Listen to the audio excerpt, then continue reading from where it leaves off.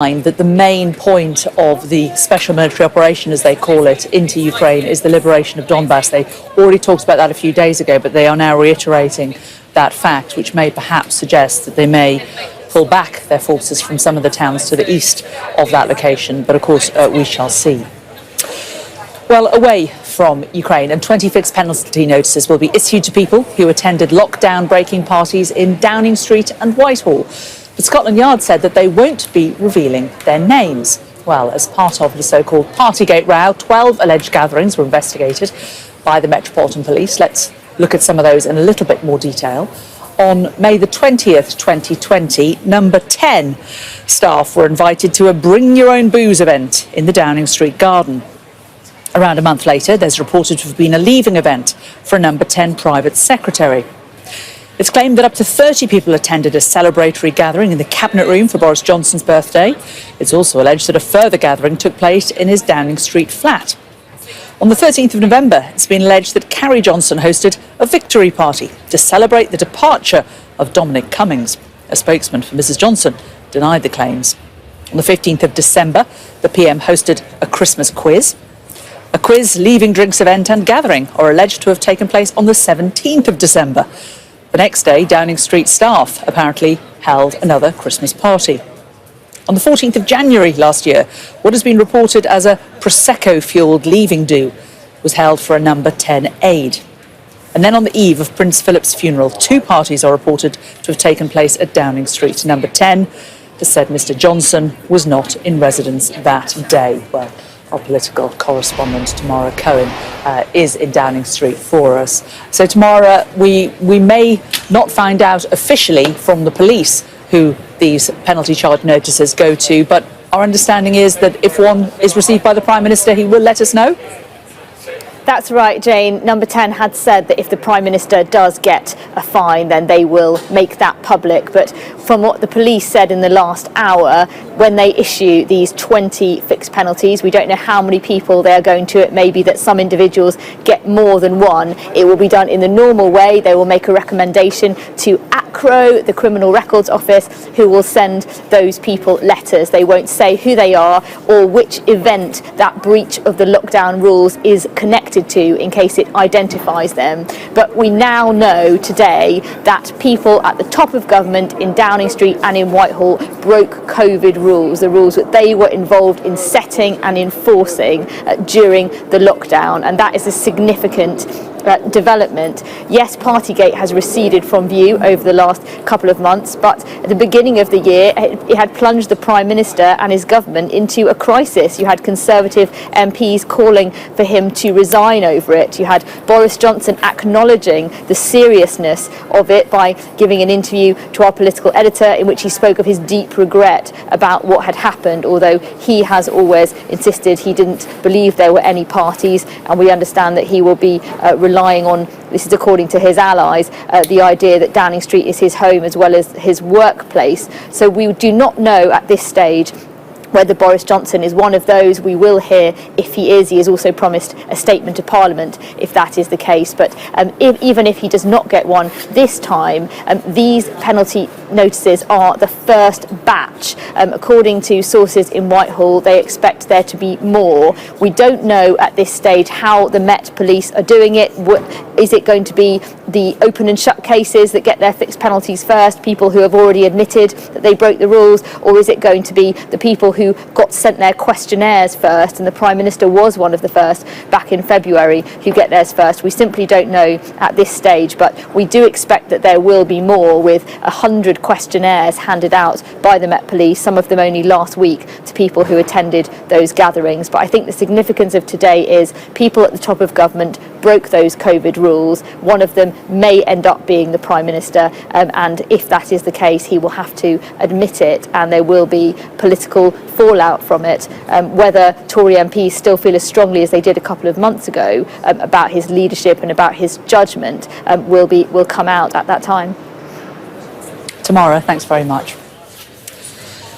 Well, just along the road here in Westminster, a service of thanksgiving remembering the life of Prince Philip is going to be held.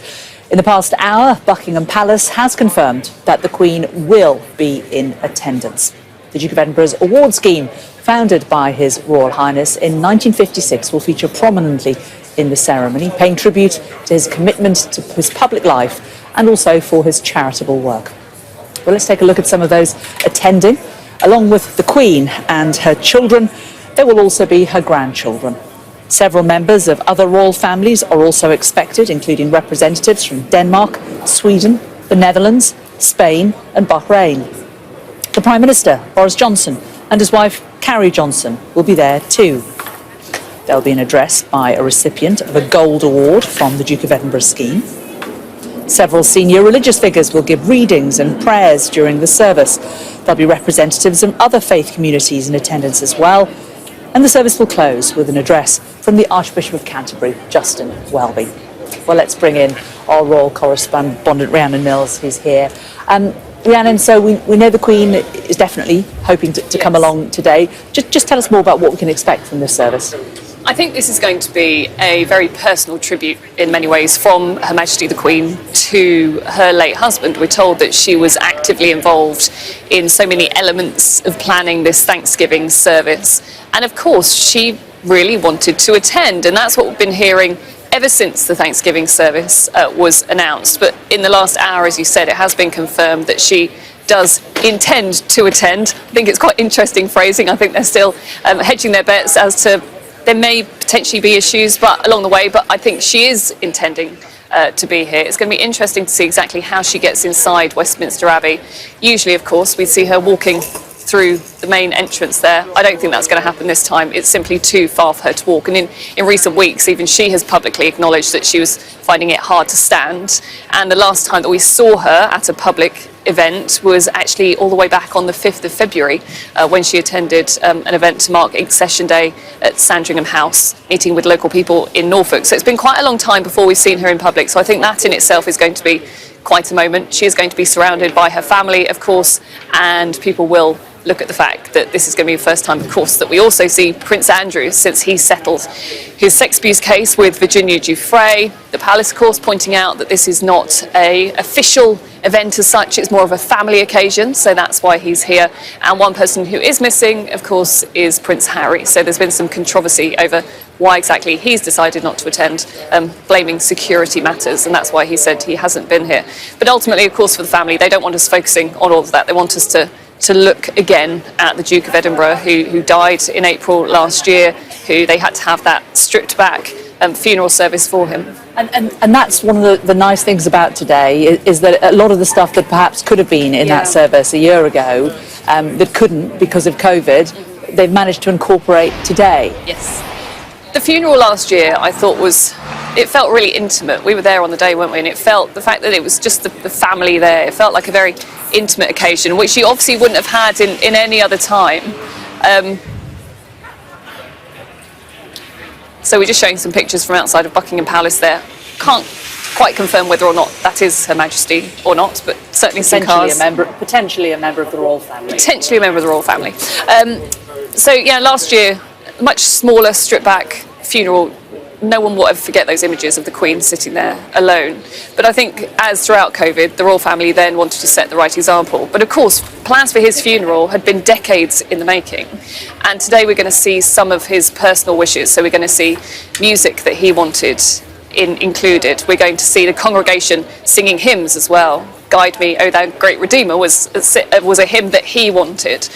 Also, you're going to see members of the armed forces, the cadets, and those who've achieved their Gold Award for the Duke of Edinburgh award scheme. They're going to be lining some of the entrances and sort of making the point of how much he committed his life to serving this country, but also those individual organisations that mattered so much to him. So causes such as supporting the military, young people, and also conservation as well. And that's, I think, what the royal family really want to kind of shine a spotlight on today. Rhiannon, thanks very much. We'll, of course, be returning to Rhiannon throughout the rest of the morning here, and also talking to guests after they come out of the service, those who've been lucky enough to be invited along today. Well, you're watching Sky News today. Coming up, as controversy continues about the sacking of 800 workers by P&O, the firm's boss will face more questions today as he appears before a Scottish parliamentary committee.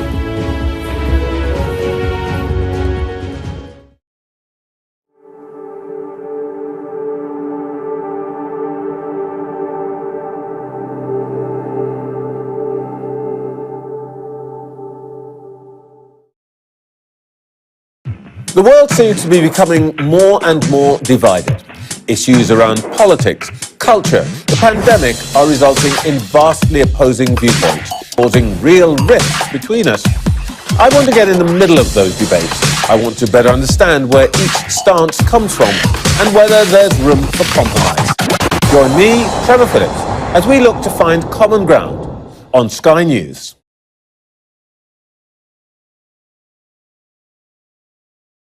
I'm Hannah Thomas-Peter, and I'm Sky's climate change correspondent. The UK is a world leader in wind power. Power! Power! People!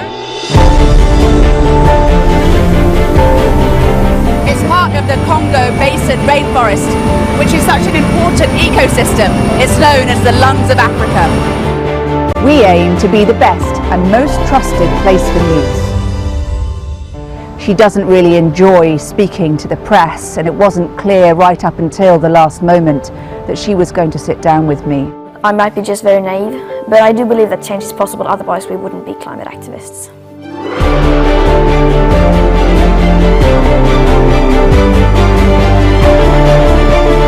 I'm confident for the last 30 years we have known how bad it is. I'm not here to apologize. I'm here to fight for the next step. You can see just the piles and piles of stuff, these sofas and people's desks and children's books, and you can see inside this home here people trying to sort out their home. It's just been devastating. I think everything's at stake. The future of our planet, the future of the beauty around us, the future of you and me.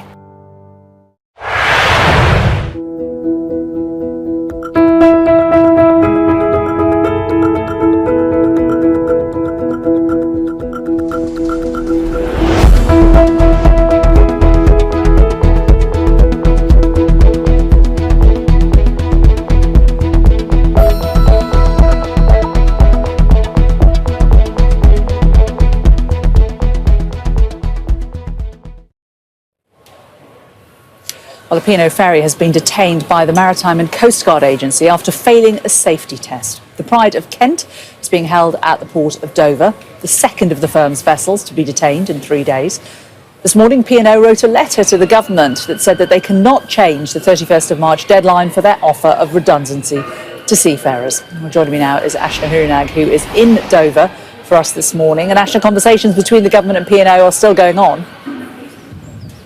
Yeah, they are, Jane. I mean, the government yesterday piling on pressure on the company, saying they need to give those 800 seafarers their jobs back if they want them. But in the last few minutes, P&O writing a letter to the government, posting it publicly, saying complying with your request would deliberately cause the company to collapse. They're saying there's no change, as you mentioned, that 31st of March redundancy deadline, and that they're saying that 765 of those workers have already started the process to apply for that redundancy package. But this is all while yet another of P&O's ferries have failed an inspection. It's the one behind me. If I move out of the way, you guys can have a little look. It's the Pride of Kent is the one nearest to us, sitting alongside its sister ship. That's the Dover to Calais route it does. The Maritime and Coast Guard Agency were carrying out preliminary checks to see if it was safe to carry on operating, but it failed to pass, and it has now been detained by the authority. It's the second ferry, as I say, that this has happened to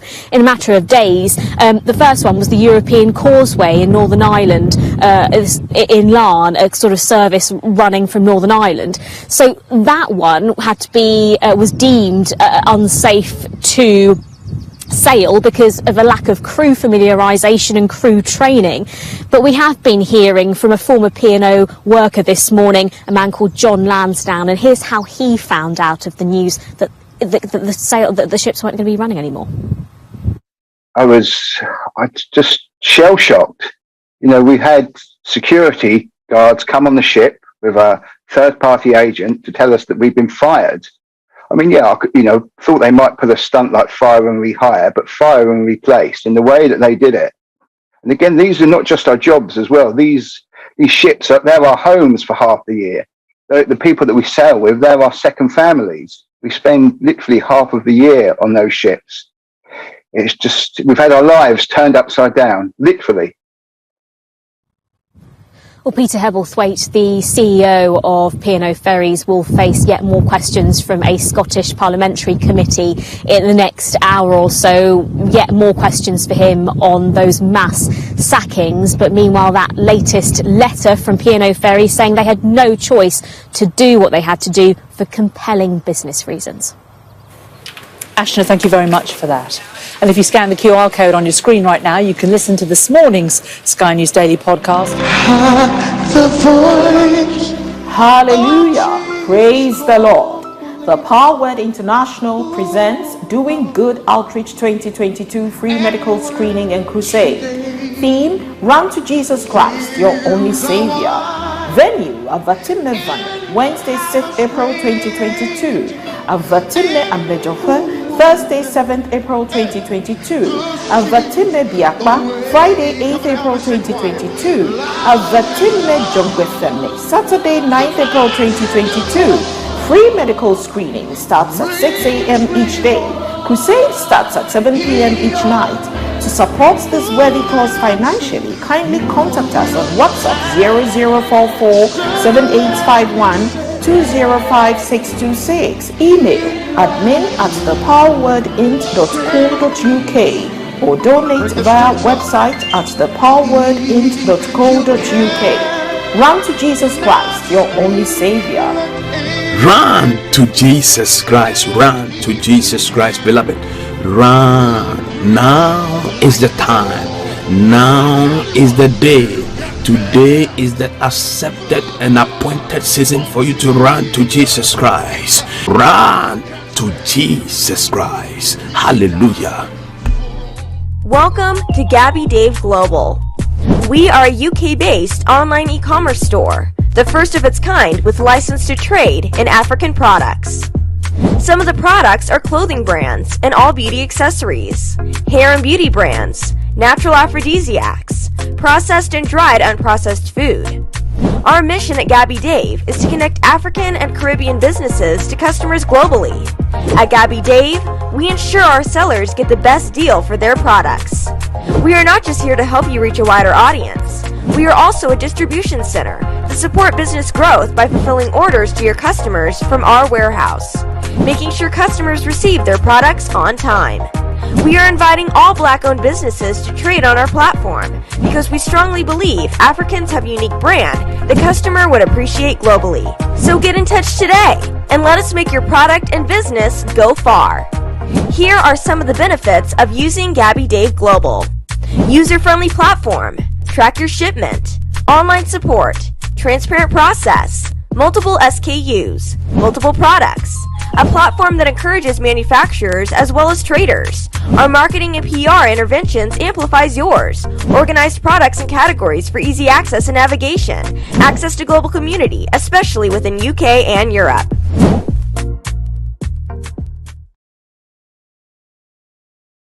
Ones in Africa. With SendWave, you can send money to Ghana, Nigeria, Kenya, Uganda, and Tanzania. And the best part is, SendWave is absolutely commission-free. Our exchange rates are excellent. You can see for yourself by checking them out on our website. So how do you use SendWave? SendWave is an app that you can download onto your phone from the App Store or Google Play Store. The app is free to download. After downloading it, just open the app and enter your name, email, and phone number. That's it. You're good to go. Make sure you use the promo code SR. S for Starr, R for Radio. This promo code will give you £5 free credit to send to Africa on your first transaction. Your money will be delivered to your recipient within seconds. Feel free to call me on 0749 7377 647 at any time. I'll be happy to tell you all about SendWave and help you in any way I can. Remember to use the promo code SR for £5 free credit. Medasse. Hi everyone, it's your girl BB Clement, the author of How to Go From Employee to Entrepreneur and the host of your weekly business show, BB Means Business. The show where we discuss everything you ever wanted to know about business but you were afraid to ask. How do I start my business? How do I raise the finance? How do I grow my business? Where am I going to find my customers? Join me every Tuesday at 1:30 p.m. on Star Radio UK to get all the information and tips that you need to become a successful entrepreneur and become financially free. Remember, Don't let life dictate to you. Rather, put your signature on life. Check me out. He tells me my energy is making him tired. Yes! How do you get the energy to do I've been told that I have a lot of energy, but my goodness, I think today I have met my match, people. I have met my match, Miss Suzanne. Wow, amazing. One of the things that's the start of the darkness. The whole of darkness. So what did that myself and the world in adjustment. And 2019. Forget the proverbial boardroom. Join me, Simone Frazier, on the CEO, the program that gives you the driving seat over your life. Every Tuesday, 8 p.m. only on Starr Radio.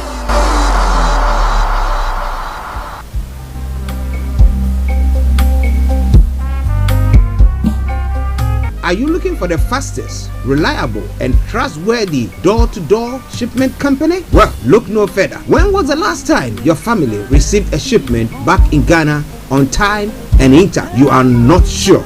Well, Lamb Shippers, we pride ourselves with being the fastest, reliable, and trustworthy shippers you can use. You are assured of a prompt pickup anywhere in the UK by our personnel. They also make sure your items are well packaged to get to its destination in time. When it comes to door-to-door shipment, look no further. Well, Lamb Shippers, contact us on 07939009321 or 07498911820, or you can visit our website www.welllamp.co.uk. You can also drop us a mail, info@welllamp@gmail.com. Well Lamp Shippers, fast, reliable, and trustworthy.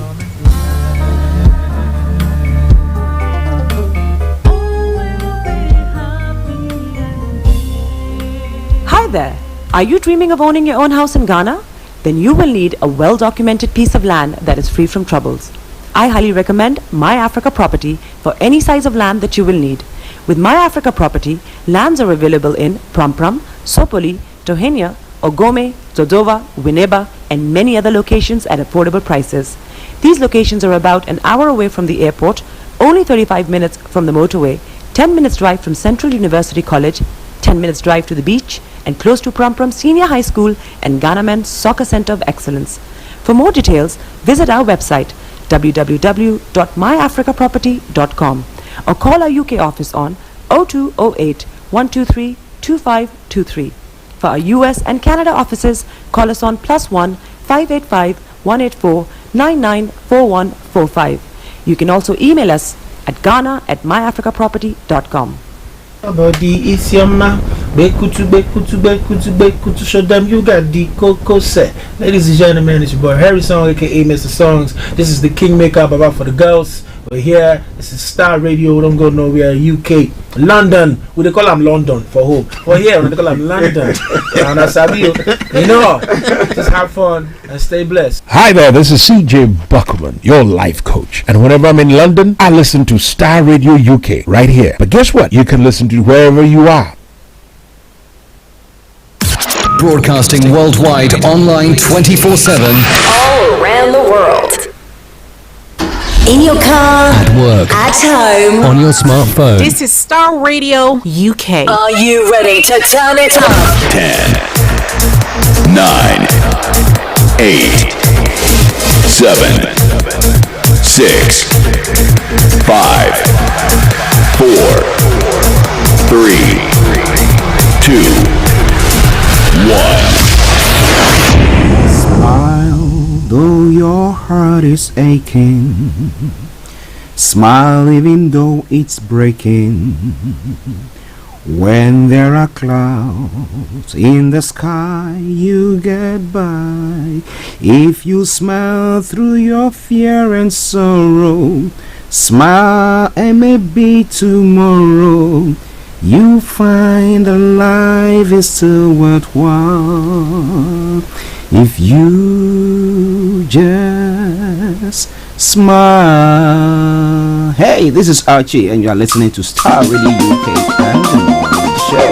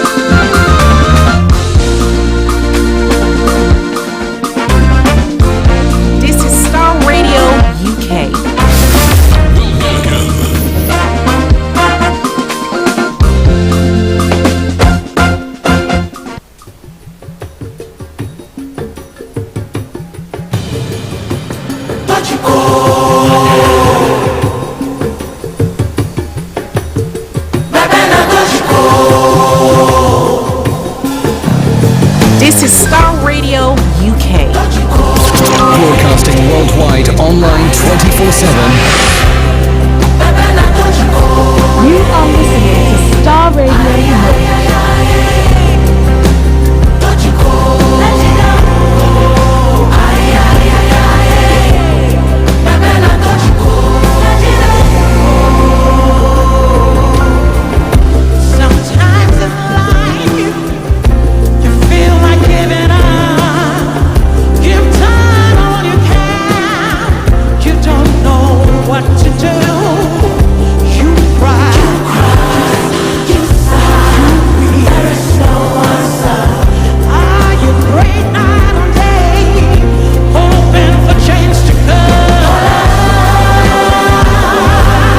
Well, good morning, good afternoon, good evening, good dawn to you, wherever you might be on planet Earth. Welcome to the Tuesday edition of the morning show. Today is the 29th day of March, the year 2022, with the time now 10:39 from the heart of London. I remain yours sincerely, the one and only. This is the morning show with Archie. But let me say a special good morning to every one of you who's tuned in this morning to listen to us. Good morning, good afternoon, good evening, good dawn to you. And those on other planets, hello. All right then. So from now till 1 o'clock exactly, I'm going to be your captain, flying you through the journey. Somebody asks you, what journey is it? Now, it's a journey of great interest and information for you, where you are equipped and enlightened with what is going on across the globe. So wherever you are, just continue to stay on this platform. Keep your dials logged on Starr Radio UK and enjoy the ride. As I say all the time, if you are putting on, if you are standing, hold on to something. Sitting, sit very comfortably, but buckle up. It has get bumpy at times. However, one thing you are always assured of is the safe arrival at your destination.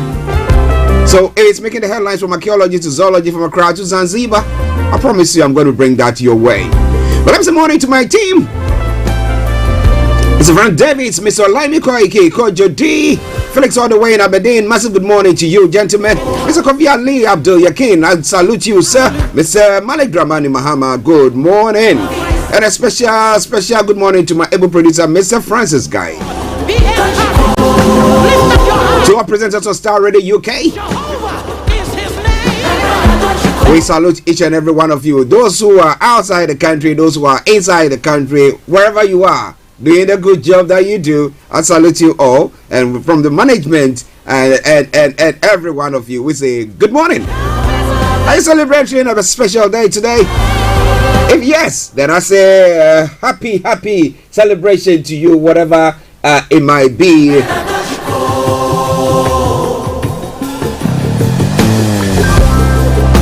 To our listeners in America, in Asia, in Europe, in Australia, on the African continent, Amayo, good morning to you. Tassino, good morning to you. To each and every one of you, those of you in Nigeria, those of you in Ghana, Uganda, Kenya, South Africa, we salute each and every one of you. Okay, so if it's the first time of tuning in to listen to us as well, this is how the program goes on the Tuesday edition. I'll bring you the code for the day, the weather forecast will follow suit, then the travel update. We'll look at some of the stories making the rounds there, that is known as Global Trotting. Then after that, exactly at 11 o'clock, we'll be having Mr. Olayomi joining in to bring you updates from Nigeria. If you go on our Facebook page now, you see some sneak view of some of the topics or stories or the news that is making the headlines there that has been posted there as well. You can also add your comments or any information that you also have that is going around there on that platform as well. Then after that, exactly at 12 o'clock, the lines are opened. But the discussions will be going on after the updates from Nigeria. As I say, from archaeology to zoology, from Accra to Zanzibar, if it's making the headlines, why not? I promise you for sure, we'll be touching on that. So once again, welcome. Share the broadcast with your friends and loved ones and invite them to like our pages. I am Archie. Okay, so the question today says, if God were to take the place of man and do almost everything that man is equipped to do, then what will become of man? You've been equipped to do all those stuff. Now you're not doing it. Now somebody comes in to come and do that. What is your essence? You need to be chucked away. So there is something in you. Everybody has got something in them that they need to contribute. Why don't you contribute us and leave what is beyond your reach and your control to God? That's how we do it. All right, and so that's a bit of the quote. 10:44. Let me take you straight to the weather front. Let's see what is happening on the weather front. A few days we enjoyed some sunshine here in London and the southeast of England and across the UK as a whole. But it seems that things have changed a bit. It's a bit nippy, more than 6 degrees lower than what we experienced yesterday. Well, today is expected to be mostly cloudy with spells of rain. The rain will be rather persistent in places, particularly in the early afternoon, turning drier towards the end of the day. Now tonight the rain will slowly clear away to the southeast to leave conditions mostly dry. It will be mostly dry but rather cloudy. Now when it comes to the temperature is going to be 14 degrees, the lowest is going to be 6 degrees, pollen level is going to be low, UV level low, pollution low, sunset 19:28 and sunrise for tomorrow morning 06:44 hours. That brings us to the end of the weather forecast. We'll take a quick commercial break, and once we come back, I take you straight to the travels.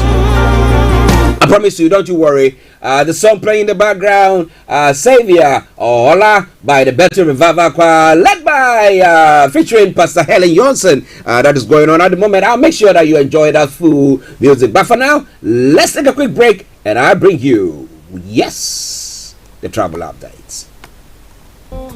Hi everyone, it's your girl BB Clement, the author of How to Go From Employee to Entrepreneur and the host of your weekly business show, BB Means Business, the show where we discuss everything you ever wanted to know about business but you were afraid to ask. How do I start my business? How do I raise the finance? How do I grow my business? Where am I going to find my customers?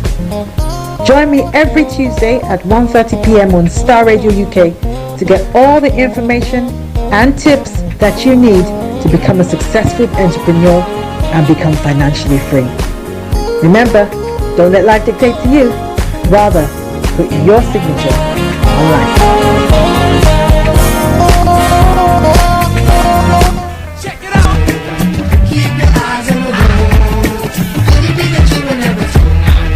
This is Radio UK. Yes, so keep your eyes on the roads, I'll keep you updated. I promise I'm on the Star Radio travel update that comes to every weekday from 10:40. It's now 10:46. So what is your travels like? You want to share with us what is happening on your travels wherever you might be on the planet Earth? Yes, we have a worldwide listeners, and therefore we are able to send it around for them to also benefit from it. So you know what? You can be the house-raised hand of Starr in the UK. Well, so when it comes to London, let's start from London and the underground this morning. Well, there are minor delays on the Circle line due to an earlier 40 train. Good service anti-clockwise. Hammersmith and City lines as well. Minor delays between Hammersmith and Barking eastbound only due to an earlier 40 train. Good service on the rest of the line as well.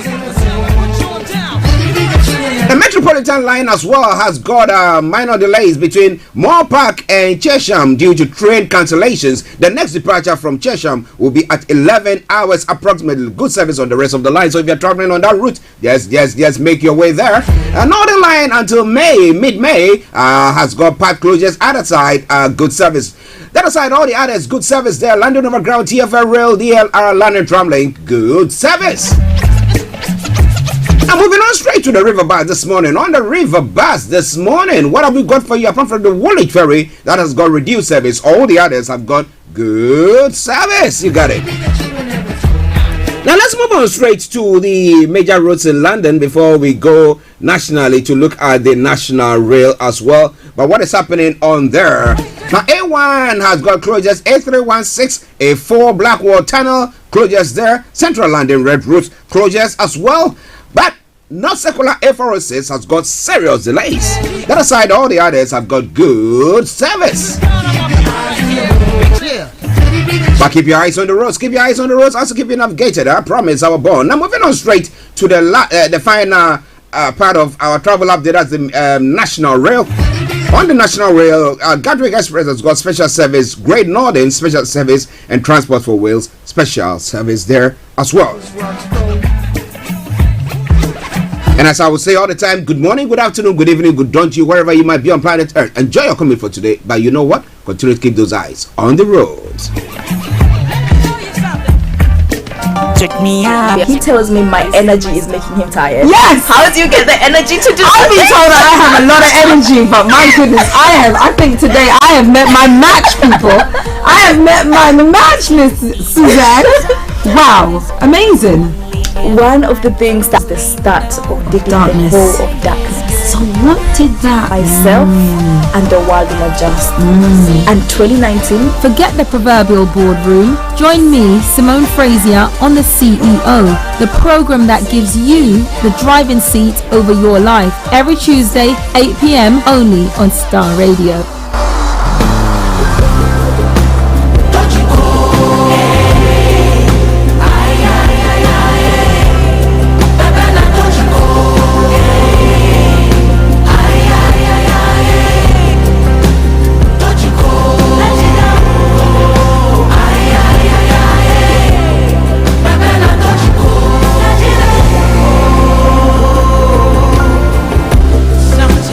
Welcome back to the program. It is Starr Radio UK.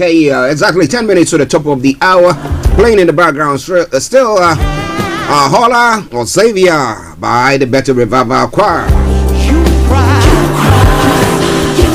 Okay, now let's move on to what is happening across the globe. But I can tell you assuredly, there's lots of stories making the rounds in Nigeria, which Ms. Olayomi is going to be bringing you more details when we come to updates from Nigeria. Some of the stories making the round. Some terrorists have reportedly bombed Abuja Kaduna bound rail track on Monday. Interesting. The terrorists subsequently attacked the train with many passengers reportedly injured. Insecurity in Nigeria.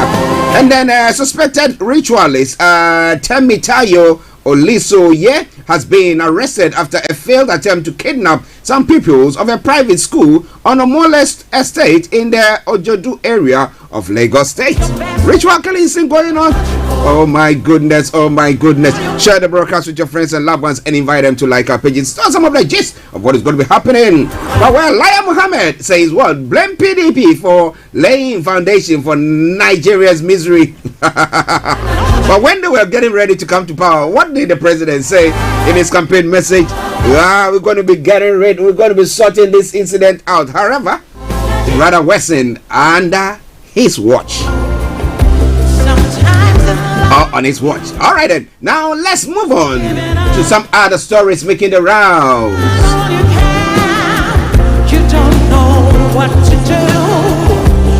Well, today, Nigeria and Ghana once again meet. That is the Black Stars versus the Green Eagles for a place in the World Cup. Well, the previous, that was last Friday's, ended up goalless. Now, what do you think is going to happen today? Definitely, there should be a scoring there. But we'll see what happens. But it's all going to be coming away from Starr Radio UK. More Nigeria Jollof, Ghana Jollof. We better. Okay.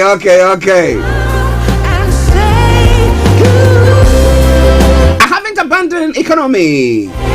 Who is speaking? Bawumia. Response to critics. Said it's not abandoning the economy. Maybe it's eyeing the presidency and therefore doing all sorts to make sure that that is protected though. Well, Frontier Healthcare Services Limited made $130 million profit from COVID-19 tests at Kojo International Airport. Is it true? Who are the beneficiaries from there?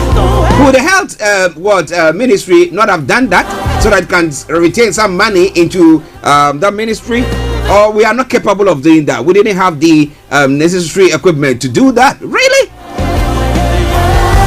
Okay, so Starr Radio UK. Some of the stories making the rounds in Ghana there as well.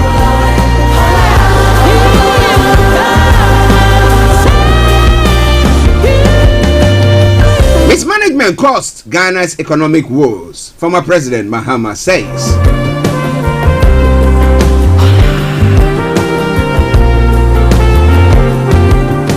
Still on the African continent, DR Congo officially joins the East African Community, that's the EAC.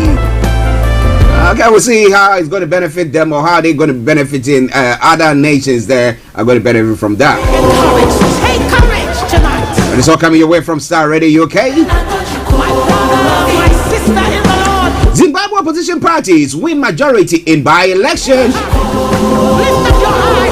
We'll bring you more on that and what that is going to imply or how it's going to impact the governance at the moment in Zimbabwe.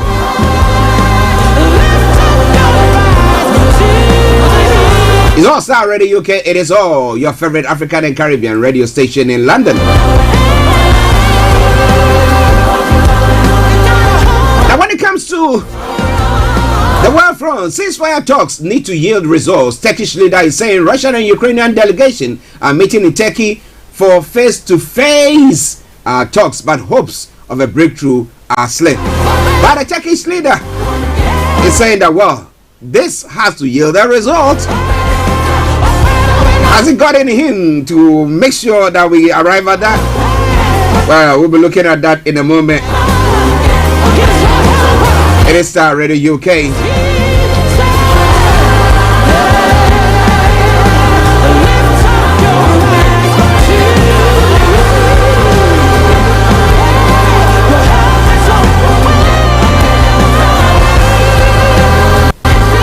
Starr Radio UK. Now moving on straight, Roman Abramovich appears at Istanbul peace talks. The Russian billionaire was seen as the talks began following reports that he suffered poisoning symptoms.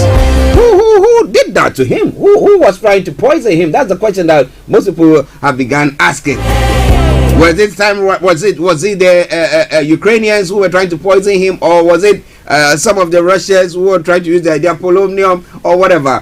But whatever it is, I'll be looking into that. Okay, now let's move on straight to some other stories making the rounds in other parts of the world. But we'll be touching on what is happening. Yesterday we did talk about this at length. Will Smith apologizes to Chris Rock after slap. The actor says he was out of line after he slapped the comedian on stage at the Oscars. We said it that, well, as a role model, should he have done that? Some people have talked about the fact that, well, you know, when anger takes control, your emotions take control, you end up doing things that you might regret, and so that might be what might have happened there. So, do you think that the cancel culture thing should kick in, or what? What actually caused all this? We'll be looking at all that in a moment. Okay, let's quickly look at one of the stories making the rounds here in the UK. And then we'll take a break and get Miss Olayomi on. 20 fines to be issued over number 10 lockdown parties. And the police says 20 fixed penalty notice will initially be issued over Downing Street parties that broke the law. But do you think that, well, that is something that people should resign over or something? That some people have been calling. You know, but for the war, it was going on seriously. But the war in Ukraine actually has turned the fortunes of the Prime Minister at the moment, because people are seeing all that he's doing, his leadership role in defending Ukraine.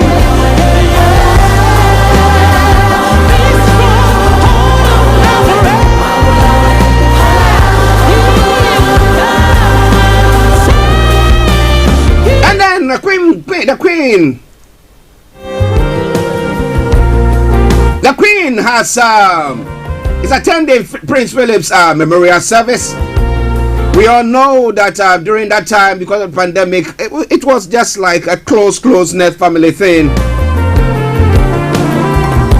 But it's all coming away from Starr Radio UK. So wherever you are, don't touch the dial. A lot more going to be coming your way from there. But I'm having Mr. Olayomi joining in. But until then, enjoy the rest of this music whilst I have a sip of some water and I come back to you. Once again, welcome and share the broadcast with your friends and loved ones. Hold on,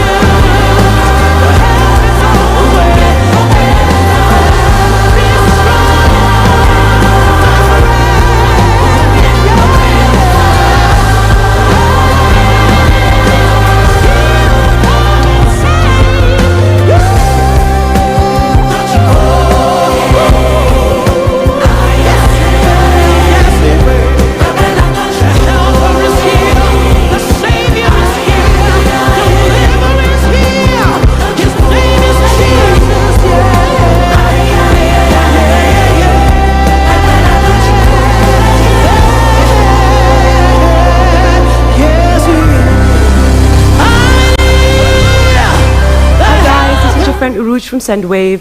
SendWave is a money transfer app that is used by people all over the world to send money to their loved ones in Africa. With SendWave, you can send money to Ghana, Nigeria, Kenya, Uganda, and Tanzania. And the best part is, SendWave is absolutely commission-free. Our exchange rates are excellent. You can see for yourself by checking them out on our website. So how do you use SendWave? SendWave is an app that you can download onto your phone from the App Store or Google Play Store. The app is free to download. After downloading it, just open the app and enter your name, email, and phone number. That's it. You're good to go. Make sure you use the promo code SR. S for Starr, R for Radio. This promo code will give you £5 free credit to send to Africa on your first transaction. Your money will be delivered to your recipient within seconds. Feel free to call me on 0749 7377 647 at any time. I'll be happy to tell you all about SendWave and help you in any way I can. Remember to use the promo code SR for £5 free credit. Welcome back to the program. It is Starr Radio UK, your favorite African and Caribbean radio station in London. I'm bringing the time now to 5 minutes past the top of the hour, and that means you know that the man himself, the one and only Mr. Olayomi Koike, is in town to bring you the updates from Nigeria. So let me go straight to him and say, Yomi, massive good morning to you, sir. Well, it is a very good morning to you back in the studio. Good morning to all our listeners from around the globe.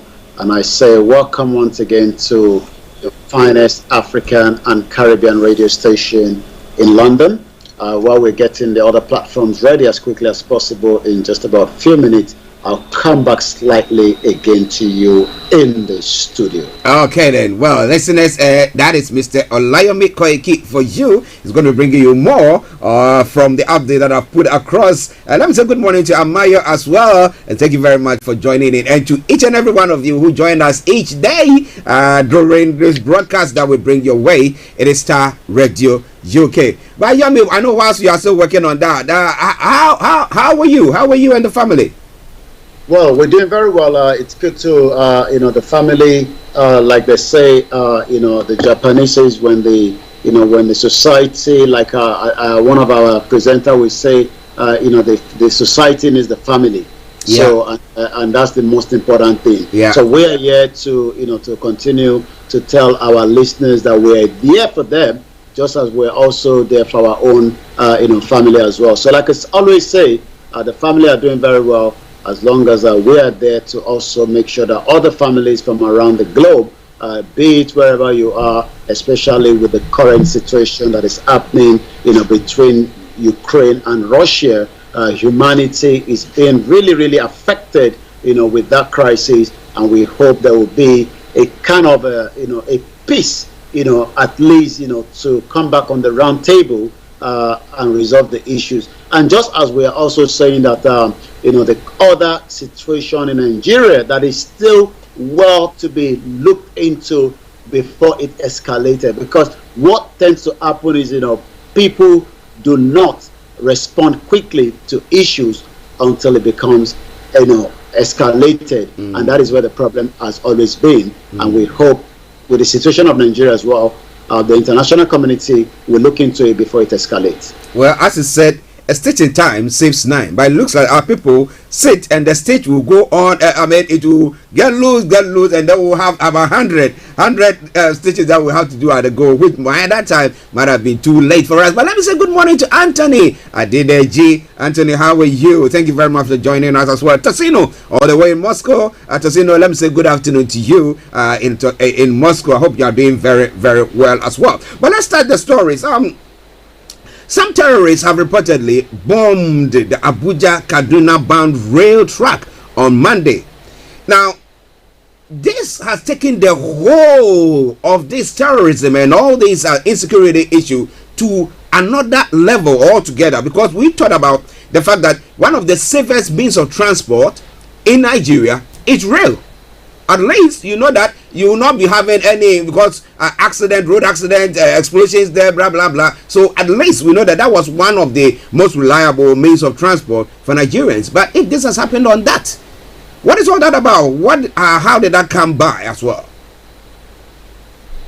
Well, just yesterday, as Nigerians, as always, people do say, there will always be a sad news coming out of Nigeria. And like we always say, may Nigeria never happen to you. About 1,000 commuters that are, it's not cheap, but able to board a train heading to Kaduna until the news started filtering through. Whether it was true or not, but it eventually become reality that an IED has been used to detonate a passenger train. Yes, an IED was used to detonate a passenger train. A couple of people have been taken away. We don't know where they are. A couple of people have died. As we speak right now, the presidency have not even responded to that incident up to this morning. There was a repel by the Nigerian military on that particular, situation. But like I said, the question again goes back to how secure and how safe is Nigeria, and how safe are Nigerians, especially with the current climate of things happening almost on a daily basis that is having a lot of question whether Nigerians and Nigeria is a safe place. We do know that Nigeria, in terms of the global terrorism index as of today, still stand at number 3, and that means there's a likely situation that you could be kidnapped or killed by terrorists in Nigeria. Well, interesting. It's a very sad, very, very sad one. Now, when the bomb or the IEC was detonated, did the train derail or did it manage to stop? What exactly happened? Well, can you paint a bit of a picture there for us? Well, like I said, this was a location that was very remote, and that means the connection was just a blink of a message that was coming out. It's not like here where almost everywhere is well secured and there is this facility to transmit information. So we were up to. I mean, I've seen a video, 2 different videos. One was an audio where somebody was saying in on the line while in on the regime. That means somebody must have been shot and died. That's an Islamic way. When somebody died, people will say, in the name in the Almighty God we come, and then they will go back. And I've also seen a same footage of another person that was shot. Again, one of the audio also indicate that people were also taken away off that train. But what we know is things are very, very sketchy. But what I can confirm right now is that the particular Nigerian Railway Corporation have now suspended that particular route. So that shows that apart from the damage, which we've not been able to see, the full picture of the incident. I mean, you wonder where the media is in Nigeria. I mean, if a situation like this happened, an helicopter will have up there quickly to give us the transmission right there, and this should be done by the the National Television Authority, which is the one for the federal government, the NTA. But as I speak to you right now, I'm not sure whether they have any footage apart from the footage that have come up briefly out of the particular location. Some people have been taken to the hospital. We know that there's about 1,000 people on that train. How many people have been kidnapped? How many people have been killed? All this is not yet known to the public. But like I said, according to the Twitter handle of the @official_NRC, which stands for the National Rail Corporation, on Tuesday morning, the NRC said the suspension was due to unforeseen circumstances. A lot of Nigerians are reacting.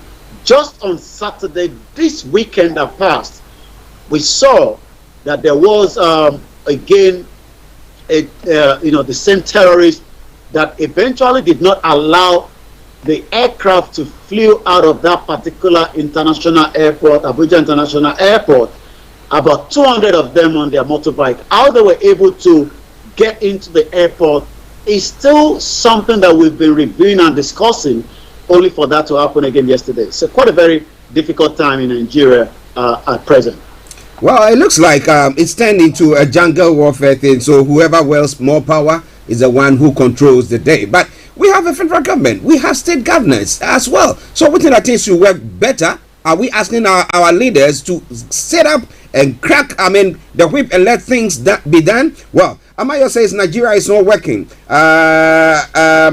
It says Southerners, please wake up from your slumber. Nigeria is under pressure. Let's ditch Nigeria for our prosperous nation. Okay, but now Lai Mohammed, who is a spokesperson for the government, the federal government, has come out to say that, look, all these challenges that Nigeria is facing came about because the PDP laid the foundation for those things to happen. And I remember that during the campaign, the election that brought in the current president Buhari, he did make a statement that when he comes in, having a military experience and being a former head of state, he knows what to do to crack down on these terrorists and then all this insurgency and insecurity issues. But up to now, things have worsened. So how come that he's now blaming the PDP, who has been out of power for almost 10 years, that they are the ones who are causing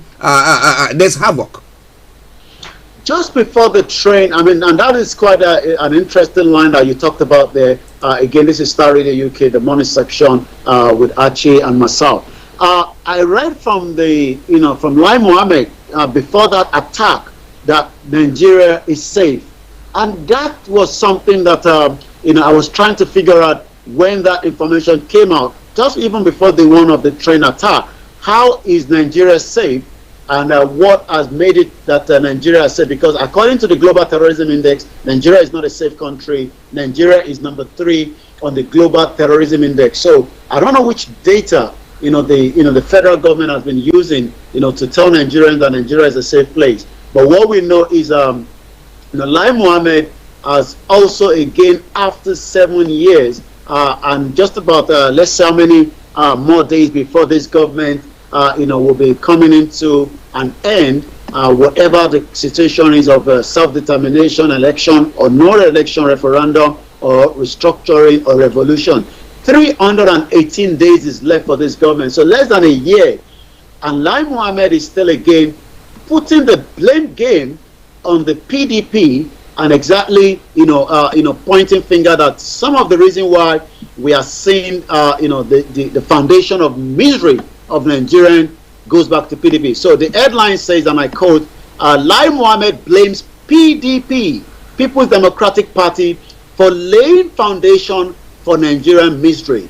Yes, we know that PDP was as corrupt as you can think of for 16 years of being in the power. But the federal government has lambasted the People's Democratic Party, PDP, for being the architect of the country's economic hardship. The government alleged that the mismanagement of the national resources by the opposition party at the time the economy was buoyant laid the foundation of the current woes. But a lot of people will also disagree and say that it was the 1914 amalgamation that brought this problem of Nigeria in the first instance. Because if there was never a 1914 amalgamation that has expired, or probably wasn't even expiring anyway, because people are also saying that there shouldn't be any expiry date, because what has happened is we were forced into that amalgamation. Maybe each person will have developed to their own pace rather than what we have today that is not having a big impact. According to the Minister of Information and Culture, Alhaji Lai Mohammed made the accusation at a no-hold-bar press briefing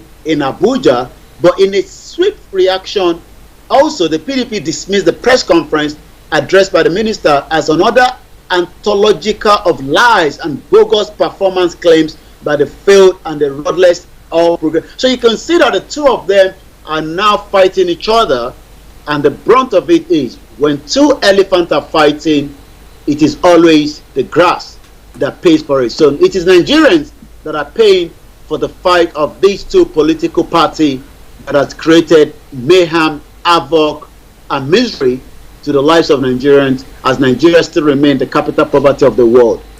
Under the current government's watch, we had only 1 year.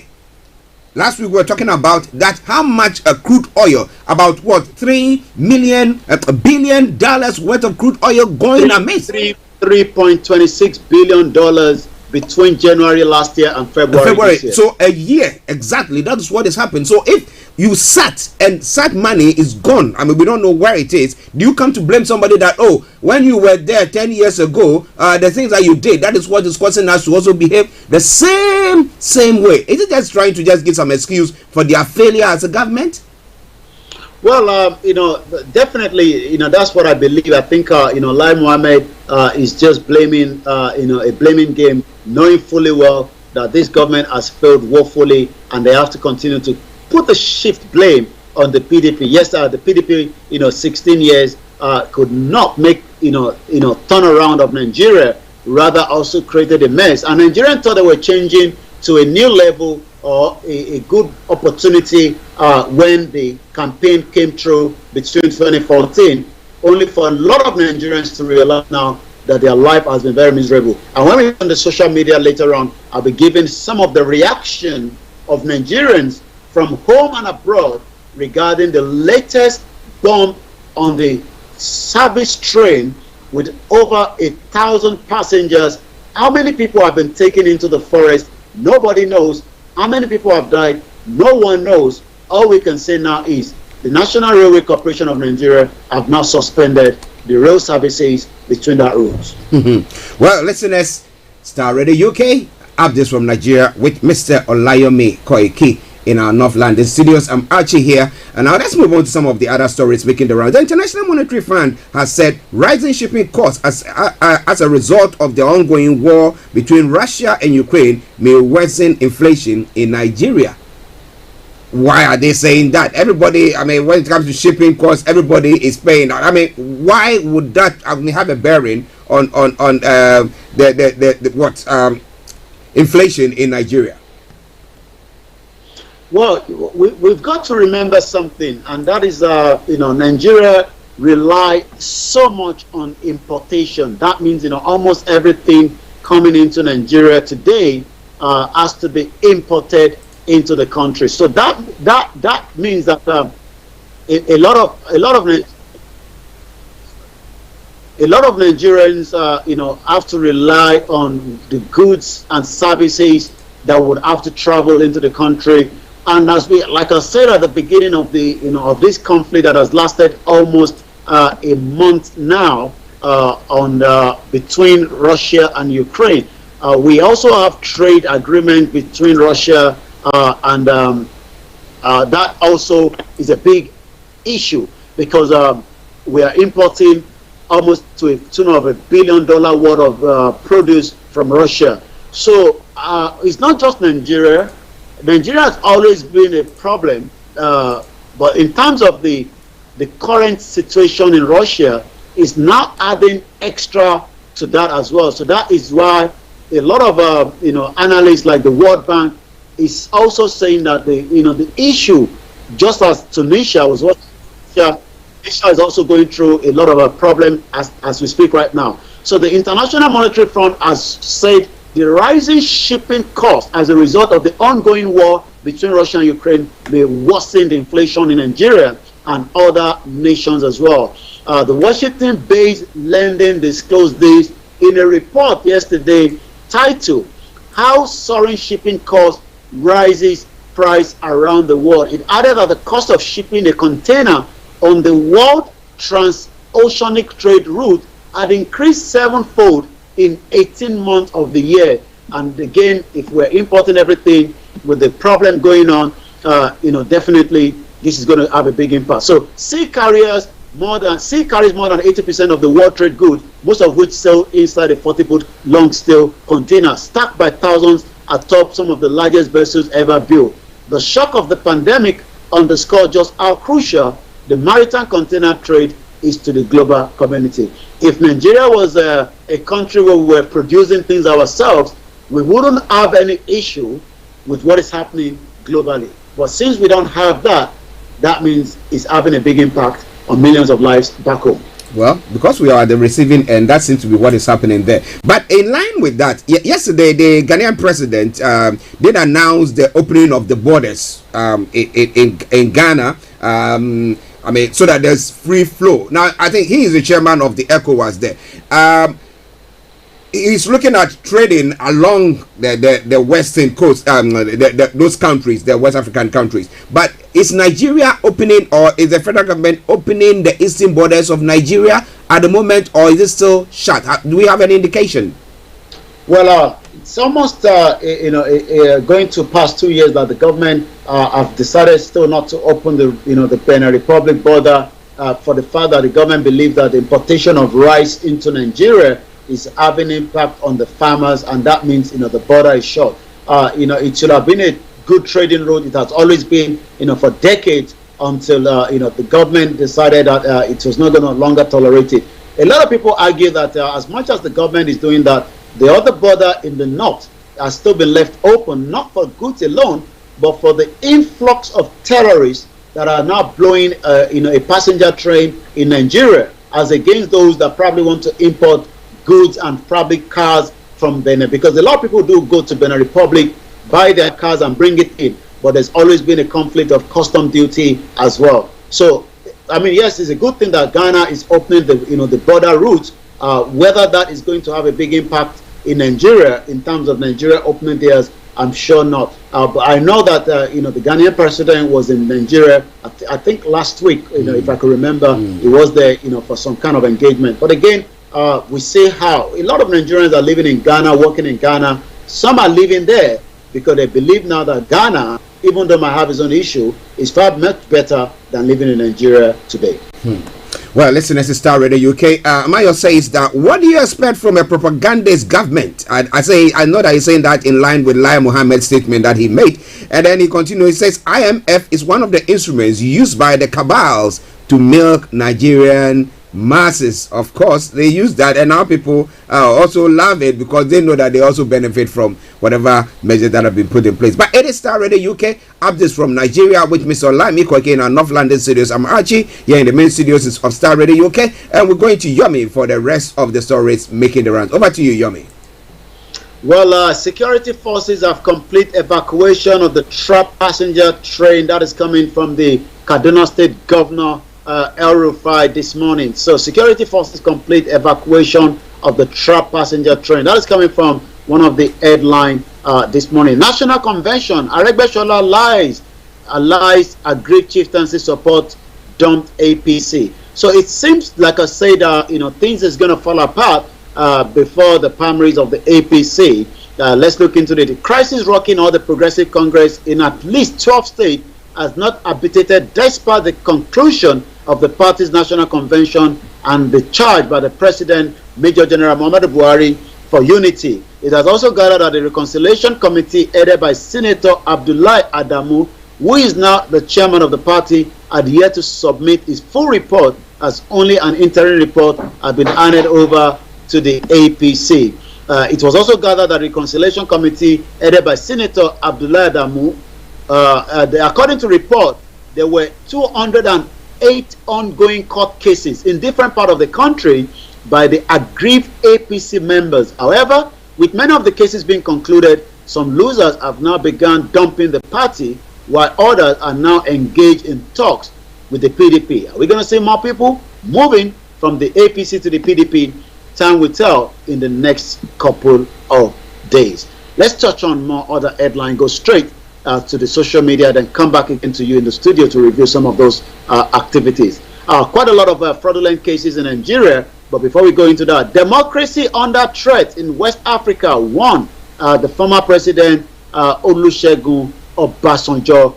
Yesterday, there was rumor that the vice president will make his declaration. I've not read that properly from his handlers, but he was at Abeokuta for an event yesterday. Also had opportunity to visit the former president Olusegun Obasanjo in his utter home. Former president Olusegun Obasanjo and the vice president Yemi Osinbajo yesterday declared that the West African sub-region and indeed Africa were currently going through perilous storms as a result of political instability in some part of the continent. Obasanjo and Osinbajo, who stated this at the opening of the high-level dialogue organized by the Coalition for Dialogue on Africa, bemoaned military inclusion into the democratic regions of some African countries. The two-day event with the theme West Africa, rising to the challenges of consolidating democratic governance was held at Olusegun Obasanjo Presidential Library in Abeokuta in Ogun State. Obasanjo, who is the chairman of the CODA, lamented that coup d'etat,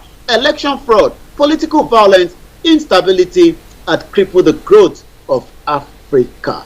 Let's touch on some other headline this morning as we continue to review more and more corruption cases, more and more of money that could have been used, for the fulfillment of millions of Nigerians from local government to federal to state.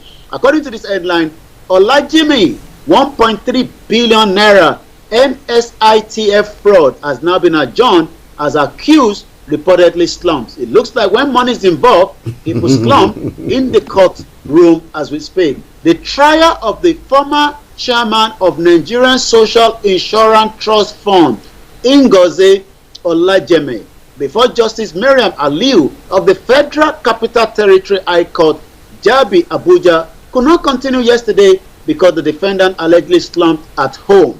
Not in the court, but she slumped at home. That means the head media and publicity of the Economic and Financial Crimes Commission, EFCC, will soon disclose this in a statement on Monday. According to what we know, the accused by the EFCC, Olayomi, the former chairman of Nigerian Social Insurance, was accused by the EFCC of diverting public funds to the tune of 13 billion naira. That is a lot of money. But the statement, according to our counsel, Paul Orokoro, senior advocate of Nigeria, the defendant slumped at exactly 6:30 a.m. while getting set for the court and was rushed to the Federal Medical Center, Abuja. Well, that is how it goes when it comes to money that should have been used for Nigerians.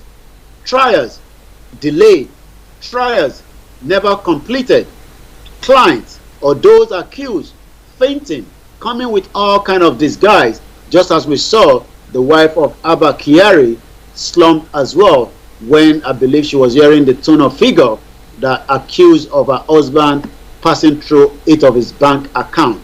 Now let's look at what is happening on the social media in terms of the lot of Nigerians reacting to the situation of yesterday. Reno Oduala, one of those that have stood during the NSAS, and also someone that a project director, strategic policymaker, she wrote, and I said on her Twitter handle, Nigeria has already happened to us. Nigeria is happening to us. Nigeria will keep happening to us if you don't make sure you vote out this disastrous government. And the question again is, who do you vote out? Who do you vote in? Do you vote out the APC and vote in the PDP? Or you look at the change of Showore, Kingsley Moghalu, Peter Obi, or other options, or you look into those that are campaigning for the self-determination. Mazi Moses Agbo at official_M_Agbo, when they keep releasing terrorists, calling them repentant, recruiting them into army, DSS, you think they don't know what they are doing? If by any magic break beyond 2023 and any southerner somehow emerge the president, you will understand. So it seems again, just as we saw when Buhari and their team in 2014 says, if the election does not favor them, Nigeria will be a bloodbath. So again, you can hear the rhetoric that is already coming out that should the South become the next president, that's if Nigeria holds the third before 2023, will there be a bloodbath? So that again is something we got to look into. So again, a lot of respond to the situation of the Abuja Kaduna train bombing. The ex-deputy governor among victims, 15 passengers rushed to a Catholic hospital. From what we know, 2 people have died. Insecurity in Nigeria is worrisome. No place is safe in Nigeria. This is coming from Uche_Eze-Onye. I'm going to take 5 more because it's quite a very, a lot of Nigerians are kind of shocked again to hear, the passenger train. Dr. Chinelo was among those killed by the Fulani terrorists on Monday on Abuja Kaduna train terror attack. It is unfortunate that Nigeria happened to this young Biafran woman. Many Nigerians even mocked a tweet for stating current situation. That is how terrible a collapsed country is. So already I can see one person where, according to this Twitter handle, was among those that was killed. Dr. Chinelo is the name. We pray for her and the family that she left behind. Again, this is coming from a tweet that says, it is heavy to tweet, hashtag Chinelo didn't make it.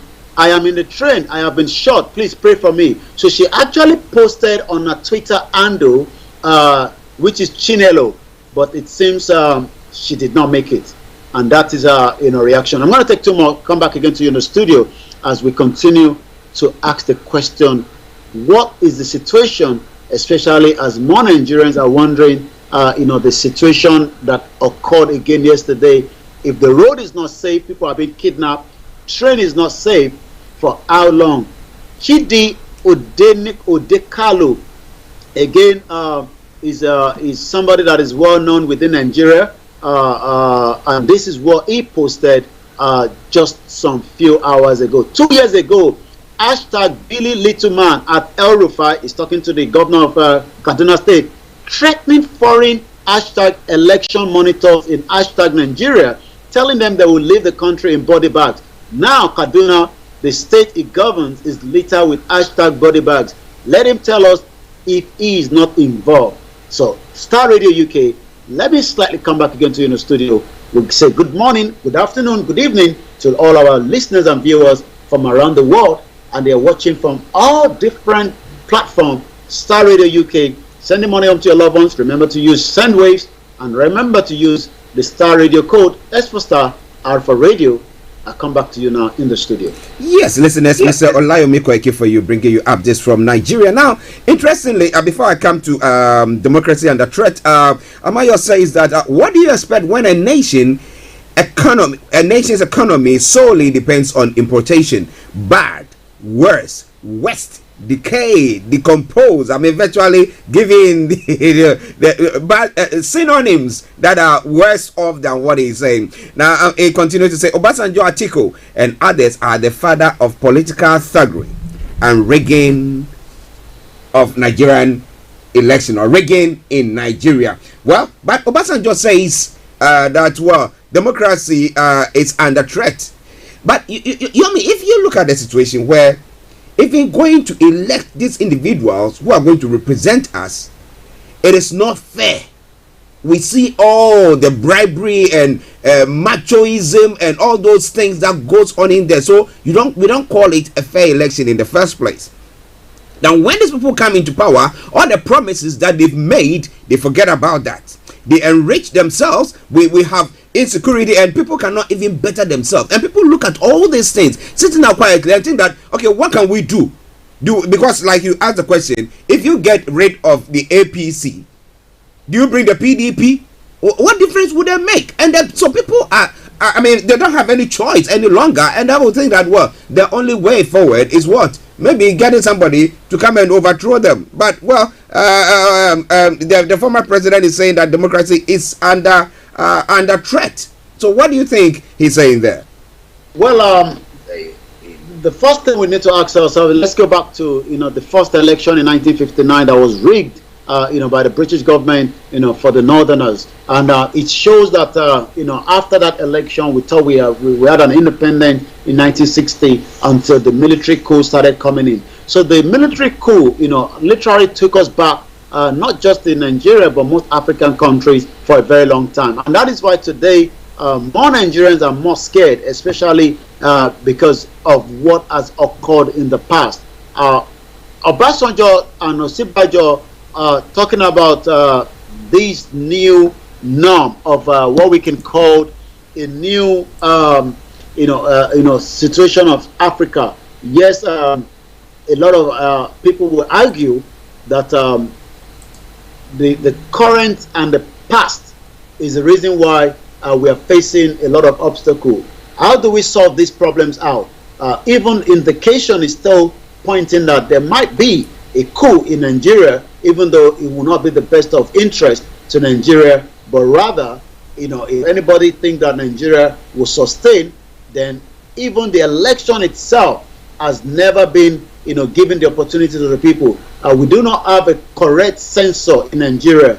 I was reading an article yesterday, and that article, if I can just quickly, exactly, okay, I can just brief. It talked about each household. If we know how many people have electricity in their houses, we can automatically calculate whether there are 6 people in that houses, and we can multiply that quickly. So that means if we have 500,000 houses in Kano, we automatically know the number of people living there. But as of today, nobody knows the total figure, only that we have been told that the North has the numbers. But we do know, according to the late Harold Smith, that told us categorically, as somebody that was a top senior civil servant during the 1950s when he was in Nigeria, that when they were campaigning the Awolowo, they never saw any numbers in the North, but after the election, the northern part of the country was given the power. So as of today, without a correct census, we do not even know which of the side of the population has the highest number. So we've been fraudulently going on with this election, giving numbers to bigger in the North as against those in the South and the Southeast. Wow. Well, listeners, Starr Radio UK, let your comments come through. Amaya says, most Nigerians are still in bondage of propagandist cabals. They are also conscious of complete truthfulness while making carefully constructed lies. So they will do everything, tell us heaven and earth, promise us gold on and then when they come in, they show you their true colors. What do you think? Feel free and send your comments in. I promise you I'm going to read that. But before I'll put that out. I said, had there been any transparent elections in Nigeria? He's asking that question. Has there been any transparent election in Nigeria? As I cited, what happens during election before at the campaigns and everything? You ask yourself, really, what is happening there? But well, let's go to Yomi for other comments or anything that he has there before we run up the conversation. Over to you, Yomi. Well, Justice says it is the people's right to determine their future. After Biafra freedom is Biafran people's right. Carl Afrok. So again, I like the idea to say it's up Yoruba Nation now, and as more people are asking, how do we sign the petition? That is the 5 million petition that people have been asked to go and sign. The petition is still ongoing. We don't have the exact number because the number was actually removed from the counting of that petition because they believe that the Nigerian politicians were also monitoring the number and they have to take it off. But we were told that they were bringing that on as time goes. But the most important thing is let people continue to sign that petition because that will be useful, in those that are seeking a peaceful self-determination. Well, tomorrow we'll talk more about that petition. God willing, tomorrow I'll let you get some more information about it so that those who don't know how or where to go, unless you have those information to inform people where on how they can just guide them briefly. Do you think you have that, or we'll put it to tomorrow? Well, it's straightforward. You go to www.ominirayoruba2022.org and it only asks for your name, your age, your telephone number in a prefix number as well. When your location, the email is not compulsory, it's optional. You put your age without a date of birth, just the age, the number. You put whether you're male or female. You put the state of where you are, in Southwest, whether Ogun State, Lagos, Kwara, Kogi, Osun, Ondo, and or your state. And then you click submit. It might come back and say, "Oops, invalid email." You click on OK. It will say data submitted. Okay, listeners, for your information. So if you want to join in that petition, feel free and just follow what measures, steps that Olayomi Koiki put across, and you make your voice heard. I don't like people sitting on the fence. You are either in or out. You cannot be, just sitting on the fence. Do something so that tomorrow you can say that, well, I made this decision. It wasn't made for me. You were a part of it. All right then. It is Starr Radio UK. It is your favorite African and Caribbean radio station in London. Yomi, before you go. Well, stay tuned as Frank and Archie will take you through the rest of the segment. I'll be back again same time tomorrow. I say good morning, good afternoon, good evening from wherever you're watching. I'll be back again same time tomorrow. Bye for now. Bye-bye. Well, listeners, that was Mr. Olayomi Koiki bringing you updates from Nigeria. It's now gone 17 minutes to the top of the hour. Today, the Ghanaian president will be presenting the State of the Nation's address. The Sun. I will try to see whether we can be able to pick a live feed from there for you. But it eluded me. I was going to ask Yomi about the Ghana-Nigeria match that is taking place in Nigeria today, as whether Nigeria is going to be going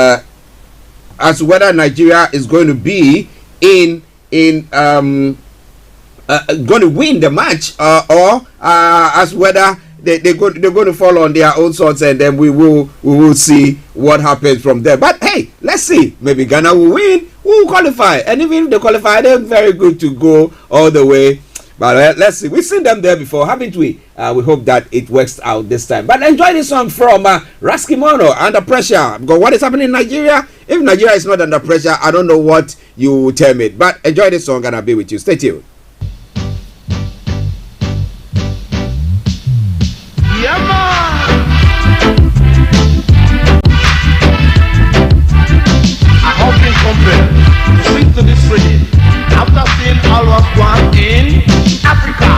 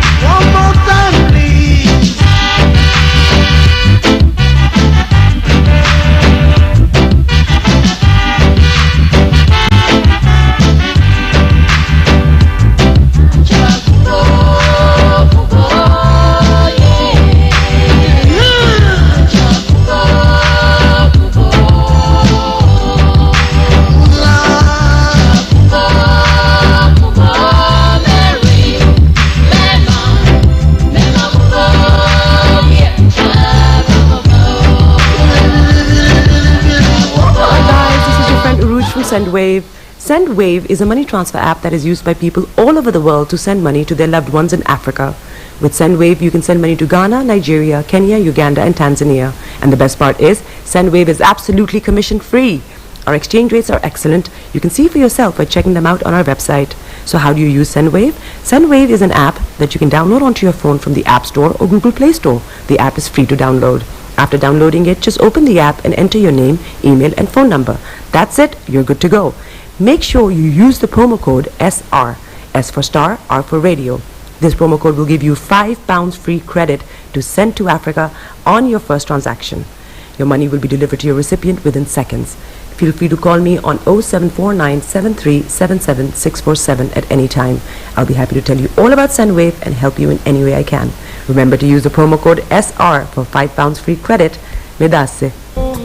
Hi everyone, it's your girl BB Clement, the author of How to Go From Employee to Entrepreneur and the host of your weekly business show, BB Means Business. The show where we discuss everything you ever wanted to know about business but you were afraid to ask.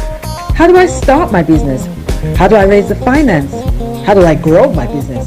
Where am I going to find my customers? Join me every Tuesday at 1:30 p.m. on Starr Radio UK to get all the information and tips that you need to become a successful entrepreneur and become financially free. Remember, don't let life dictate to you. Rather, put your signature on life. Welcome back to the program, Star Radio UK, your favorite African and Caribbean radio station in London. Yes, sir. Continue to share the broadcast with your friends and loved ones and invite them to like our pages as well.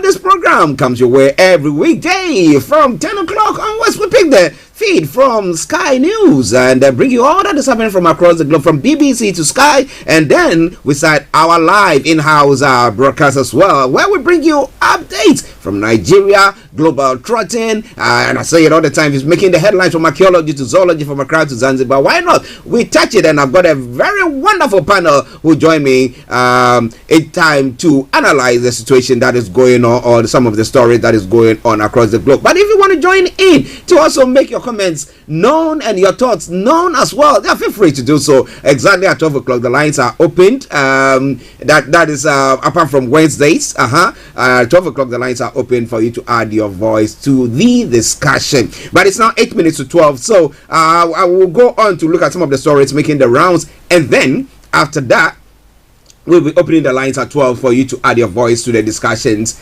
as well. But interestingly, it is happening live. It's live. Let's go to Ghana, where there's lots happening when it comes to the political front. But the Vice President, Dr. Bawumia, has come out to say that the Vice President, Dr. Bawumia, has responded to critics who have in recent times asked about his whereabouts at a time when the country's economy appears to be taking a nosedive. Dr. Bawumia has, for some time now, focused on the administration digitalization.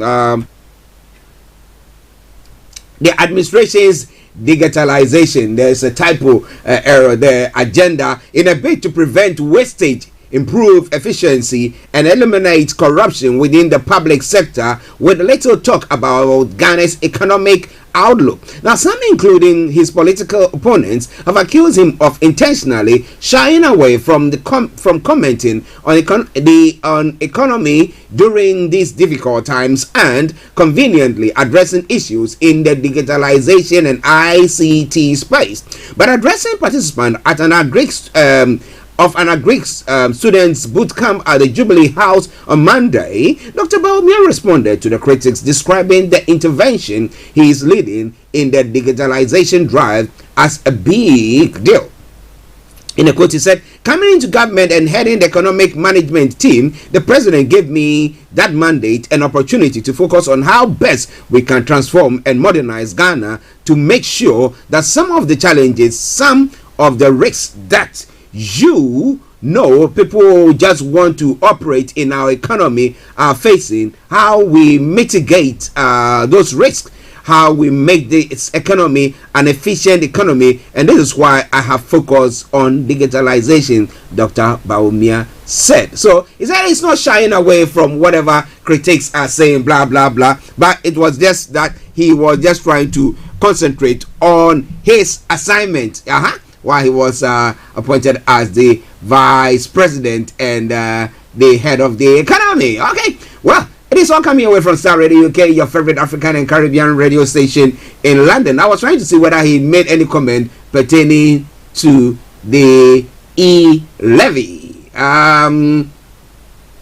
He added, sometimes people say, well, we thought you were an economist, but you're doing so much in IT space. Have you left economics behind? No, not at all. In fact, it is because of the economy that I'm focusing on digitizing, because without building those pillars, our economy will just not be able to stand on its own feet. We need to build those pillars to allow all our sectors in the economy to be able to compete, and so we decide to address some of the major bottlenecks that business face in the agriculture sector through digitalization. Now, meanwhile, Dr. Bawumia is billed to deliver what is expected to be a comprehensive statement about the country's economy next month, a speech expected to highlight the true state of the economy and the intervention that administration intends to deploy to salvage an economy that other economists have predicted to be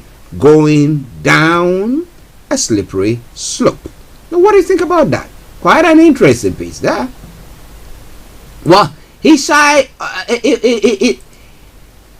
didn't make any comment, let me put it that way, about the e-levy, as I said. So I was doing my best to see whether there was any comments pertaining to the e-levy, but there seemed not to be anything of the sort.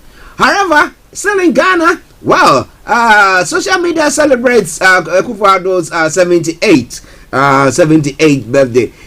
It is all joy on Twitter as Ghanaians are celebrating President Akufo-Addo's 78th today with the hashtag Mr. President. Various state officials also added their voices to the many praising President Akufo-Addo.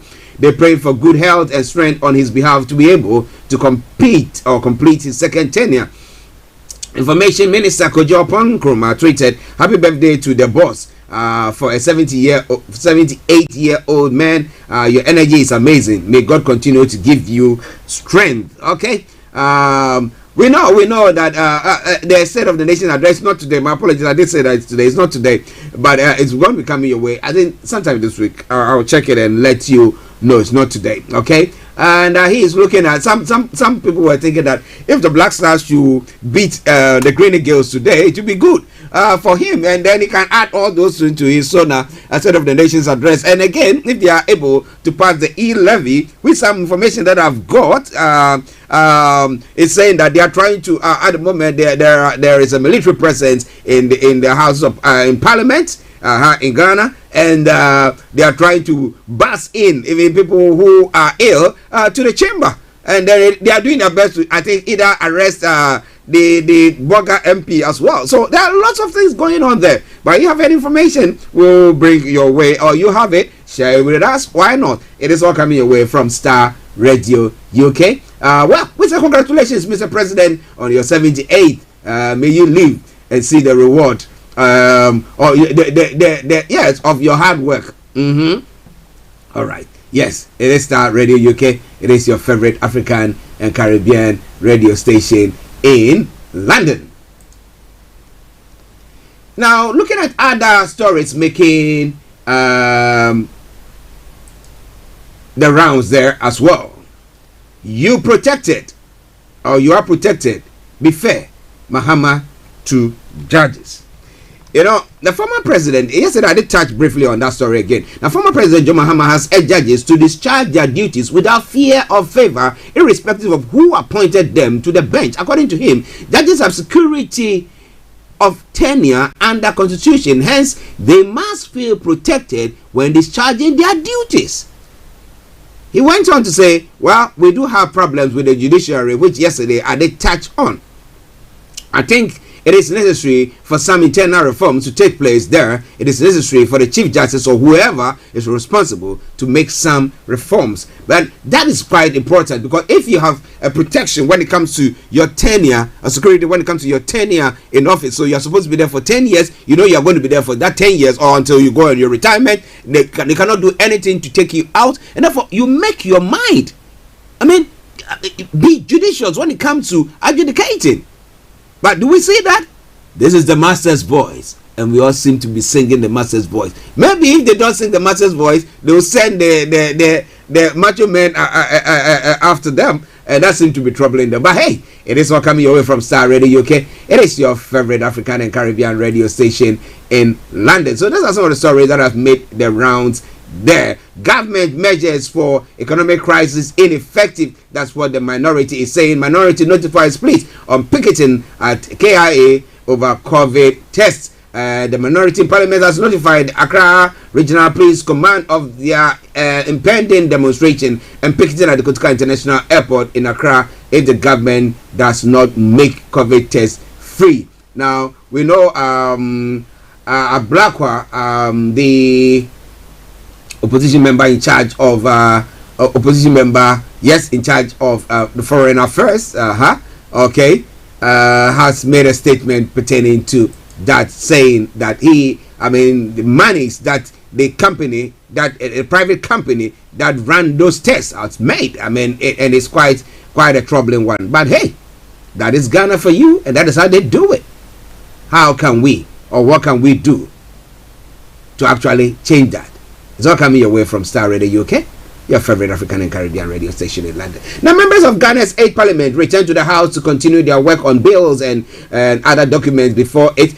This will be the 37th sitting of the first meeting of the second session of the 8th Parliament. The Speaker of Parliament, Agbon Gbagben, is expected to be back from his travel to Dubai for medical care to lead the House to discuss the government business, among other things. The House has still not resolved the impasse on the passage of the e-levy bill. The majority caucus has indicated that it will relay the bill once it has the numbers to pass it. Also, the Finance Minister, Ken Ofori-Atta, has indicated that the government will impress on Parliament to pass the e-levy and other revenue mobilization measures the government had outlined to get the country out of the current economic hardship before the House recesses in April 2022. So are they going to be forcing their way through Parliament to get this passed? That is a big question. But some information, as I said earlier on, coming through says that there's military presence there. And are they going to be forcing some people? And I learned that they are trying to bus even those who are ill to the chamber as well, to make the numbers so they can pass this before the president makes his State of the Nation's address. What do you think? Well, let us hear from you. It's now 2 minutes past the top of the hour before we take another break, and then we continue with the show. Yes. You can call us on 0208-133-2257 or 58, 0208-133-2257 or 58. And then the US, Canada, Caribbean area, yes, you can call us on 0017183032737, 0017183032737. If you want to text or WhatsApp, it's 001. Oh, my apologies. 075-396-61744, 075-396-61744. Our Twitter handle is Starr Radio UK, and our email address is info@starradiouk.com. For those of you in US, Canada, and the Caribbean area, once again, it's 0017183032737. Thank you very much for tuning in once again to listen to us. Victor Larson, thank you very much for joining us as well. And yes, good for you for getting your healing. Yeah, thank you. All right, then. Now let's move on and to some other stories making the rounds in other parts of the world. And going straight to Zimbabwe. Now, Zimbabwean opposition parties have won majority in by-elections. Now, after winning 2/3 of the seats in by-elections held last weekend, Zimbabwean opposition leader Nelson Chamisa is dreaming big. His party secured 19 of the 28 contested parliamentary seats and 75 seats in 122 municipalities. an unexpected an unexpected success that is making him hopeful for a swift victory for next year's general election. Yes, we have won a landslide, but that does not move away from the fact that the election in this country need fundamental reforms around the voters' role. The credibility of the voters' role around issues of making sure results are managed in a better way. Polling stations are not subjected to violence, intimidation that we have seen. Now, said Nelson Chamisa, leader of Zimbabwe's opposition Citizen Coalition for Change Party, at a news conference on Monday, March 28th. Now, founded less than 3 months ago, Chamisa's party, the Citizens Coalition for Change, has denounced the repression operated by the authorities at campaign rallies attended by large crowds of supporters last February. Clashes at one of his rallies resulted in 1 death and 22 injuries. The ruling ZANU-PF have been in charge since Zimbabwe gained independence from Great Britain in 1918. Now, current President Emerson Mnangagwa came to power in 2017 after Robert Mugabe, who ruled the country for 37 years, resigned. Well, did he resign, or was he forced to resign? So far as that was a resignation, isn't it? Well, kudos to them. Kudos to them. But how would you think, or what do you think the next election is going to be like? Are we going to be seeing anything of there? So, well, we hope to see. We hope to see what happens on that front. But they are coming. All this are coming your way from Starr Radio UK. Now, Lesotho garment fashion industry COVID-19 impact. Yes, when coronavirus pandemic hit the world 2 years ago, the global fashion industry in Lesotho, Africa, was not spared. Well, how is it? How are they managing at the moment? How are they getting jobs done and stuff like that? Well, a lot more going to be happening on that front. It is Starr Radio UK, your favorite African and Caribbean radio station in London.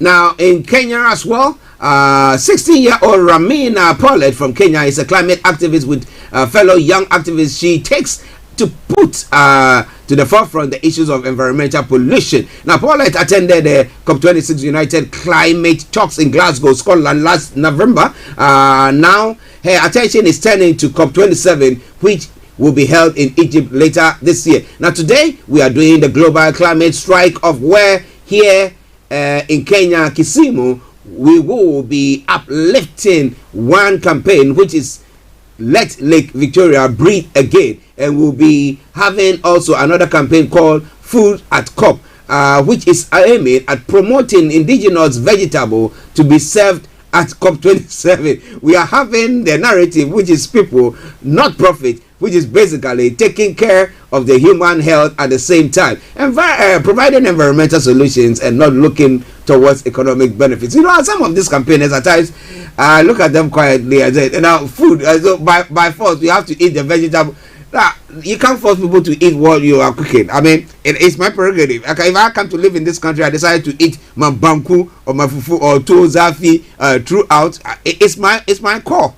Okay, yeah. So, but if they are just trying to use that to promote what we do, and then our nations have lots to do, and we have to educate our people, encourage our people, let them consume our own. And once they are doing that, that is a headway for us. What do you think? Well, it's all coming your way from Starr Radio UK, your favorite African and Caribbean radio station in London.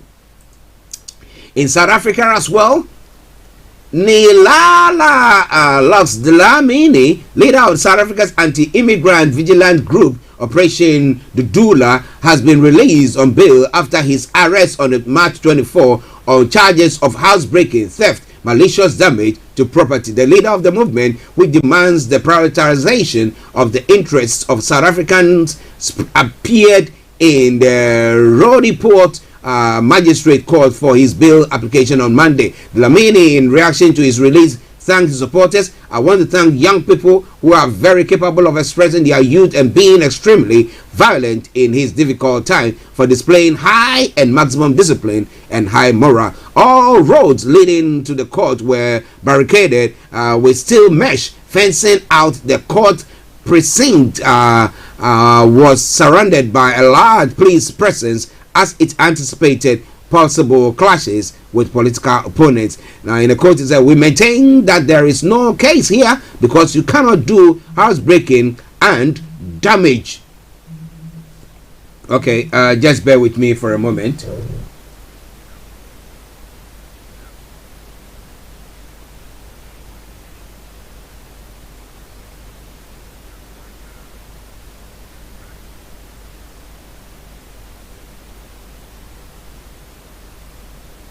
Hi guys, this is your friend Uruj from SendWave.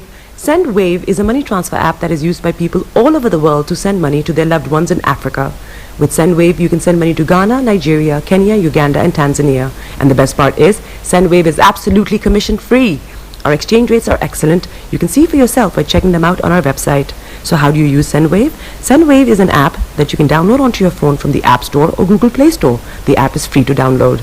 After downloading it, just open the app and enter your name, email, and phone number. That's it, you're good to go. Make sure you use the promo code SR, S for Star, R for Radio. This promo code will give you £5 free credit to send to Africa on your first transaction. Your money will be delivered to your recipient within seconds. Feel free to call me on 0749 7377 647 at any time. I'll be happy to tell you all about SendWave and help you in any way I can.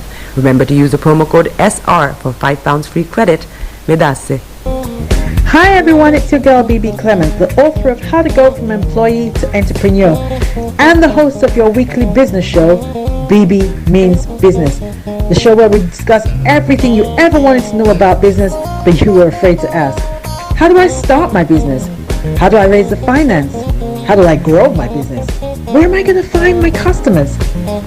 Join me every Tuesday at 1:30 p.m. on Starr Radio UK to get all the information and tips that you need to become a successful entrepreneur and become financially free. Remember, don't let life dictate to you. Rather, put your signature on life.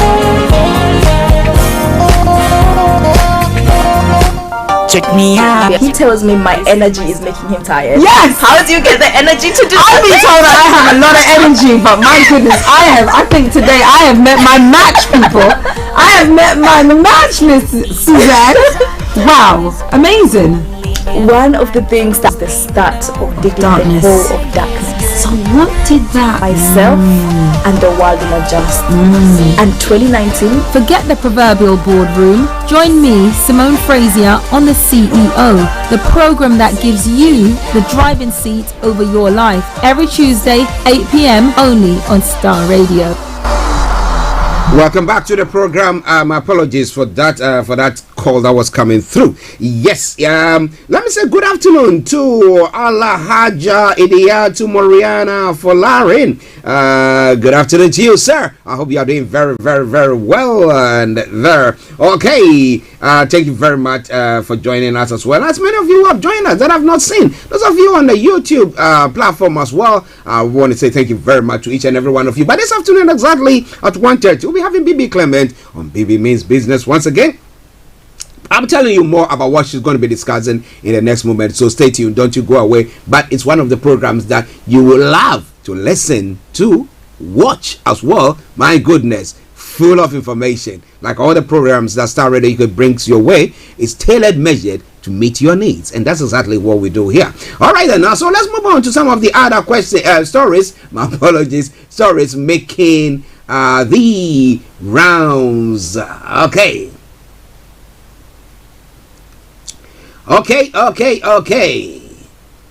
Well, as I did ask the question, is going on. Jollof Derby or Derby, Nigeria and Ghana in hand for Qatar 2022. Again, we'll be talking about that at the tail end of the program. But well, if you come on, you can share your take with us. What do you think is going to happen on that front? This is Starr Radio UK.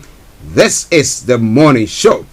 Now, breaking news coming your way. Well, we come to the UK. Queen to join other royals at memorial service for her husband, Prince Philip. Yes, that's one of the stories going to make the rounds today. The first anniversary, the memorial service for Prince Philip is going to be taking place today, and the Queen is said to be part of the people in there. Enjoy this song from Zungaman. It says The Problem of Africa, and I'll be with you.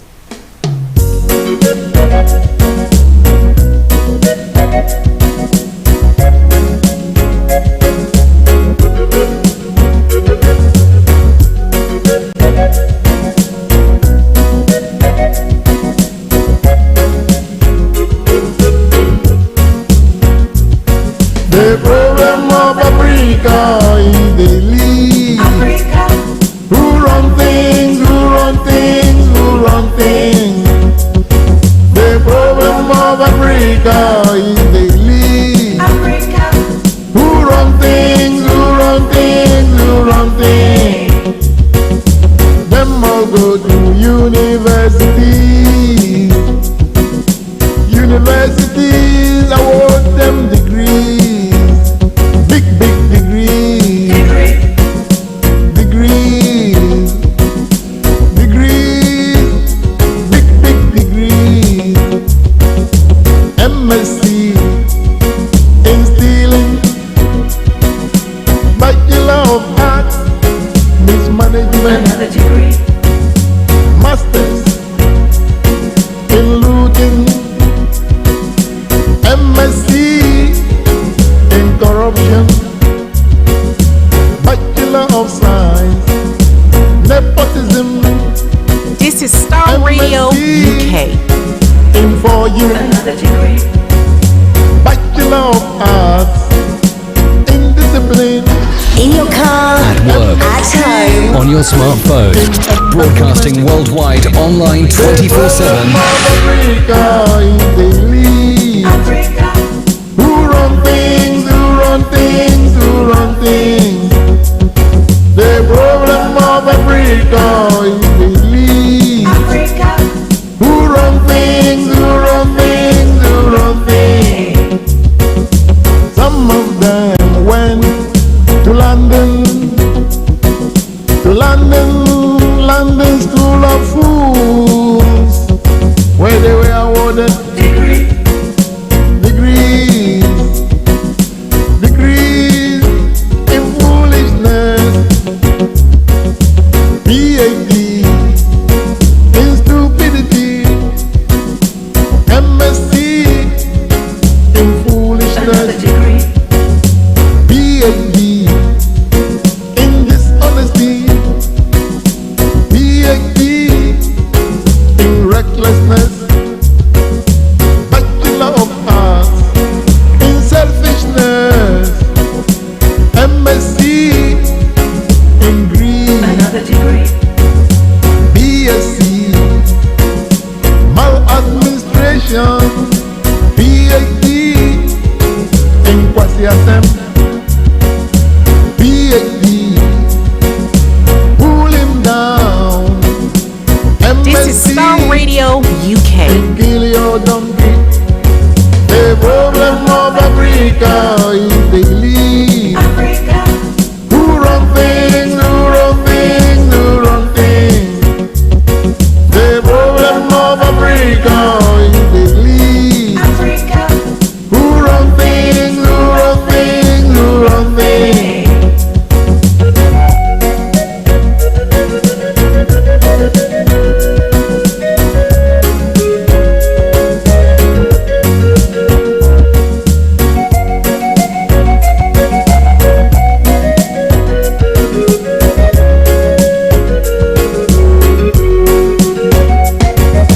Kwame Nkrumah, when he stood in Independence Square, declared that the African This is Starr Radio UK. Broadcasting worldwide, online 24/7. the African is capable of managing his own affairs. We have let Nkrumah down badly, disgraced him in the eyes of the world. Well, that is the problem of Africa. The problem of Africa by the Zongo man. Aha. But what do you think about his lyrics? I know some people don't like that lyrics, but he's telling the truth. What about that? Okay. It's now gone. 18 minutes past the top of the hour.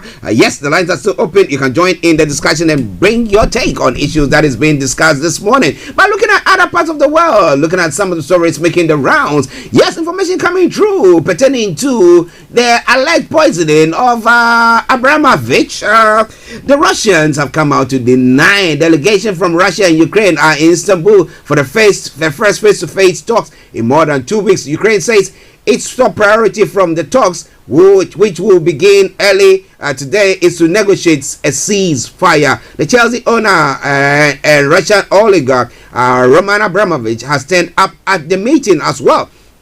The Kremlin is dismissing reports that the billionaire was poisoned earlier this month. It says the story is part of an information war. Hopes of a progress at the talks are slim, with both sides playing down the chances of a breakthrough. Turkey's President Erdogan says it is time the talks yield concrete results. There are some of the stories making the rounds there. Earlier, there was a report of a missile strike hitting the administrative building in the southern city of Mykolaiv. Authorities have confirmed that 3 people were killed and 22 injured in the attack, which demolished the central section of the building. Rescuers continue to work at the scene. Well, some experts have said that it's hard to see hostilities ending at this point. It was President Putin who ordered that he calls his special military operation in Ukraine.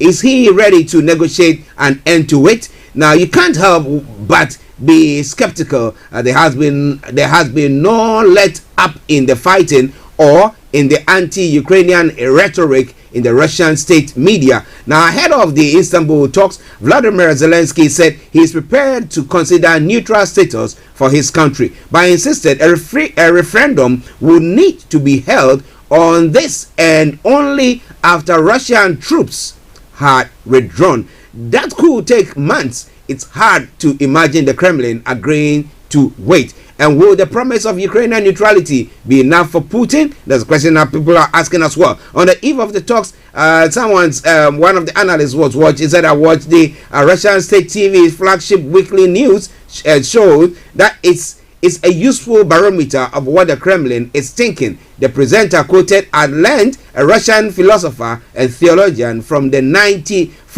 years ago. Russia cannot and must not lose Ukraine. It must be part of Russia, even against Ukraine's will. If Ukraine wants to fight with Russia, let it. But whatever price Russia pays for such a war, it will fight to the victorious end. Is that view shared by Putin? If so, it's hard to see the hostilities ending at this point. And how true is that statement that has been made by an analyst? Okay, but when it comes to the call by the former, the president of the United States pertaining to, okay, Kojo, call us back. Kojo, call us back. Your line just dropped. Okay, he says, as well as calling the suspected poisoning of Russian billionaire Roman Abramovich part of the information war. There have been some more lines coming out of the Kremlin this morning via Reuters. And Kremlin spokesman Dmitry Peskov says Vladimir Putin has the absolute support of the population, with fairly unprecedented growth in polling data. Now, report that Russia forcefully deports people from Mariupol are a lie that doesn't correspond with reality. Dialogue between US and Russia will eventually be needed, but relations would inevitably be affected by personal insult from President Joe Biden. Now, Russia wants to remain a gas supplier, but foreign companies will have to pay rubles. And they're going further to say, we will know today or tomorrow if the peace talks currently taking place in Turkey are promising. But what do you think about all that? Let's say good afternoon to Kojo D. Kojo, good afternoon. Yeah, good afternoon, Arch. Yeah. How are you, sir? I am very good, sir. Good. Yeah. A quick one. Let's talk about football before we move on to any place. Now, we know that Ghana and Nigeria are playing for another chance to join to be part of the World Cup come end of this year. But what do you see the chances of Ghana? Well, I think I'll reverse the same analysis did. It's similar. Look, Nigeria is playing in front of a home crowd. So Nigeria should be able to utilize every inch of opportunity they have to win the match. Well, that is the truth. If you play in front of your own home crowd, you have 11 people on the field, so you have the 12-man advantage. Yeah. Yeah. But in the case of Ghana, where they couldn't utilize the 12-man man advantage, Nigeria should be able to utilize it and go through sailing. I mean, I need some Ghanaians listen to me. Will say, but it's always been the case. Look, if you come to the Premier League football here, every team that plays at home, no matter even if they are rock bottom team, they still use the home advantage to demolish their opponent. Increase their numbers on the field. It works everywhere. So if you're a Ghanaian and you are listening to me, don't at the moment crucify me. I think they all have to travel to Nigeria today to go and watch the match and then fill the stadium. You go and fill it with whether it's possible. Nigerians haven't bought all the tickets at the moment. Haven't even got the opportunity to still get a ticket to go. So it's going to be a tough ask for the Ghanaian team, but it's not undoable. So it's not undoable. They can still do it. Yeah, they can still do it, but it's a tough act. I mean, having 12 men on the pitch, very difficult. So, but still going by the statistics, Nigeria Ghana has lost more to Ghana, and they have drawn a bit here and there. So if they will still go by a draw, what happens? I don't know whether there will be penalties or anything of the sort. I'm not sure what will happen on that front. If they still go by a draw, then there could be a decider. There could be a penalty decider, or there could be another rematch, let's say in a neutral ground. But we'll all be keen to see what happens this year, and see how it all goes for them. We wish both sides, all the best. So if you are listening to me, we wish both sides victory. So whichever comes on top, hey, we are still with them. If it's Ghana that comes on top, we'll rejoice with Ghana. If it's Nigeria comes on top, we'll rejoice with Nigeria. Okay, I'll be coming to you about a comment about the e-levy, because we know that the finance minister is in the House, the chamber today to table once again the e-levy. I think that what they intend doing is to pass it before the president make a speech, the State of the Nation's address tomorrow. But just hold on. I think Kofi is on. Let me acknowledge him as well. Kofi, good afternoon to you. Oh, afternoon, and Kojo, afternoon to yourself. Afternoon. Yes, afternoon to you. And I know Frank is somewhere around in the corner. It's always in the corner, very busy. Afternoon to everyone. Olayomi, Koiki, and everyone. I hope you are doing very well, sir. Well, with the problems we have, I'm not the type that when you are into the problems, and you see, while others are seeing the juicy part, you only see the problem, because it is not what is, how do I say, life is not about what is good, because we are all created and we believe to exist to do what is good. But our focus on what is bad, because any one bad knot destroy the whole taste in the mouth. And therefore, some of us are always focusing on the bad side, because the good side, that's why we pay our tax. We can't pay you and say thank you to you. We pay tax so that you do what is good. So what? When we see what is bad and we don't mention it is bad, you think everything you are doing is good. That is where we stand. And therefore, whenever we come across, for example, you see, I think we have serious problem as human beings. Serious, fundamental problem. From what you are saying, if I pick up some of the things you said earlier, I think you were talking about football between Ghana and Nigeria probably taking place in Nigeria. Yeah, today. Should we be talking about football right now? Kofi, you should have listened to what I said to Kojo. I said, before we go on the main list, this is something that's going to happen. That in person, what does he think about it? That is how I did it. Oh, no. You see, it's when we're on air and anything goes. We all understand, and people will come with their opinion. If I had come and also, you see, my own opinion on that, you understand? Then for business, we think that is the problem. That's the issue that concerns us more. Ghanaians pushing trucks in Ghana, they don't have jobs. You see 9-year-old girls, Kayayo in Accra. And we've left that one. We are busy, those of us who have got some little breathing space, thinking of even going to Nigeria. If I have my way, that football will be cancelled. Okay.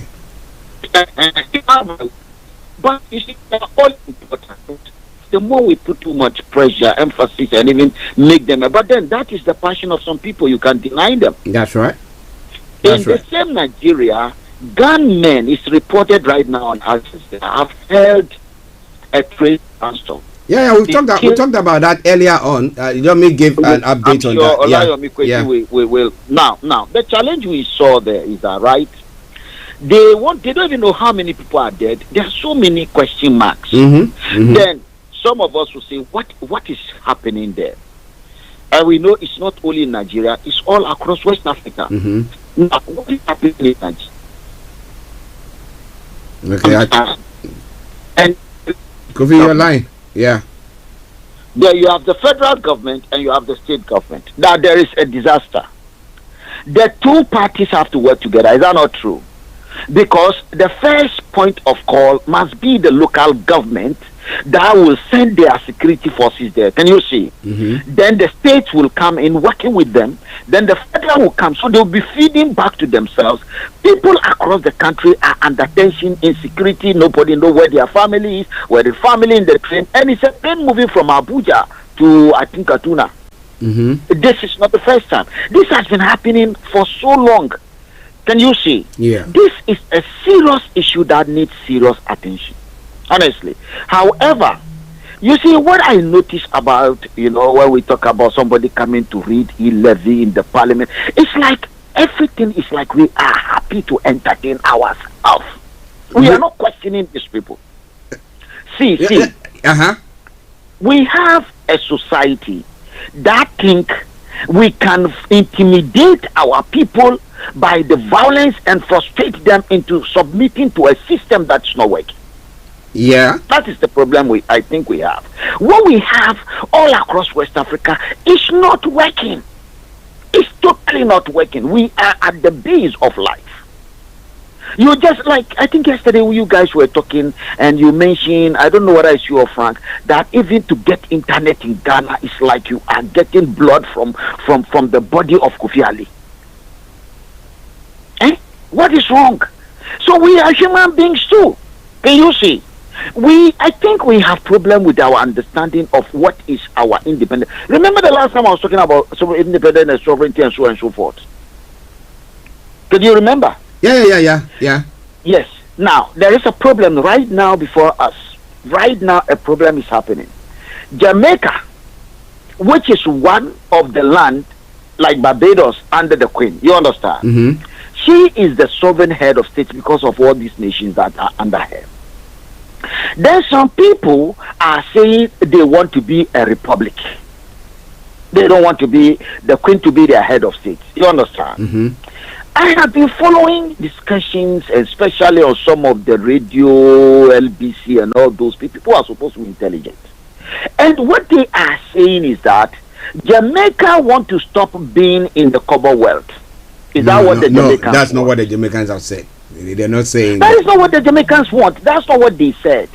They are saying that, right?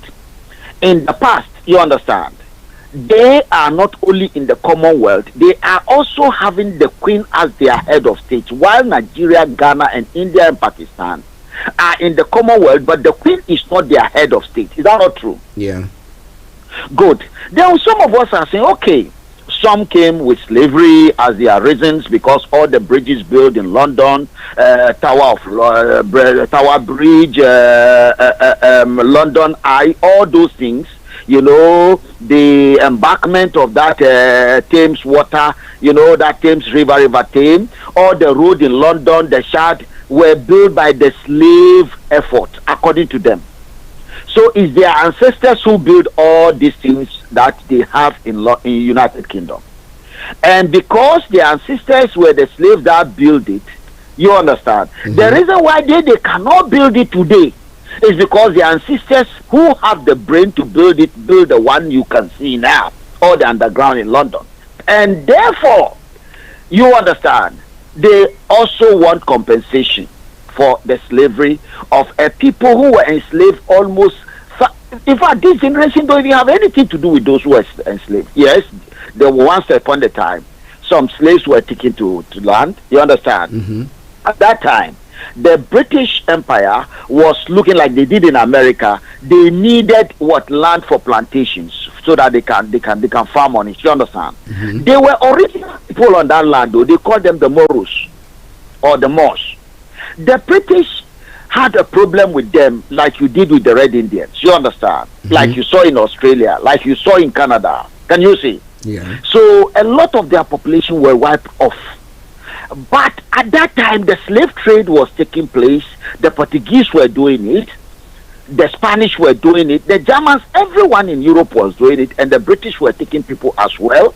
You understand? As some were, the Portuguese were taking them to Brazil, the Spanish to Mexico. The British were taking their own to America. But along the line, they got that land. Can you see? And they decided to dump some of the slaves there. These slaves are dead and gone all so many years now. These people were taken from the African continent. But at independence, there were those who were there. Is that not true? So the independence was given to them. Jamaica is independent. Jamaica is not a colony. Can you see? Now, the land that has been given to them, who really owned the land? Who conquered and took the land? Is it Jamaicans or the British? Okay, so Kofi, just a quick one. Do you think that it's a right call for them to say that they don't want the Queen as their head of state again, so that we can move on to the other issue that I was asking Kojo about? I think certain informations are missing. See, Ghana has been a republic since 1960. In fact, Nigeria, I don't even know whether we understand what the word republic means. We don't want to be part of the United Kingdom again. Is that not true? Good. So at the time we were doing that, we have a plan. Kwame Nkrumah has a plan for the United States of America, or Africa, and today we are talking about ECOWAS. You understand? The OAU. And the Queen needs to be signing the laws because she is the sovereign head. So because we have a different agenda, knowing that if we stay under her, she needs to have the final say.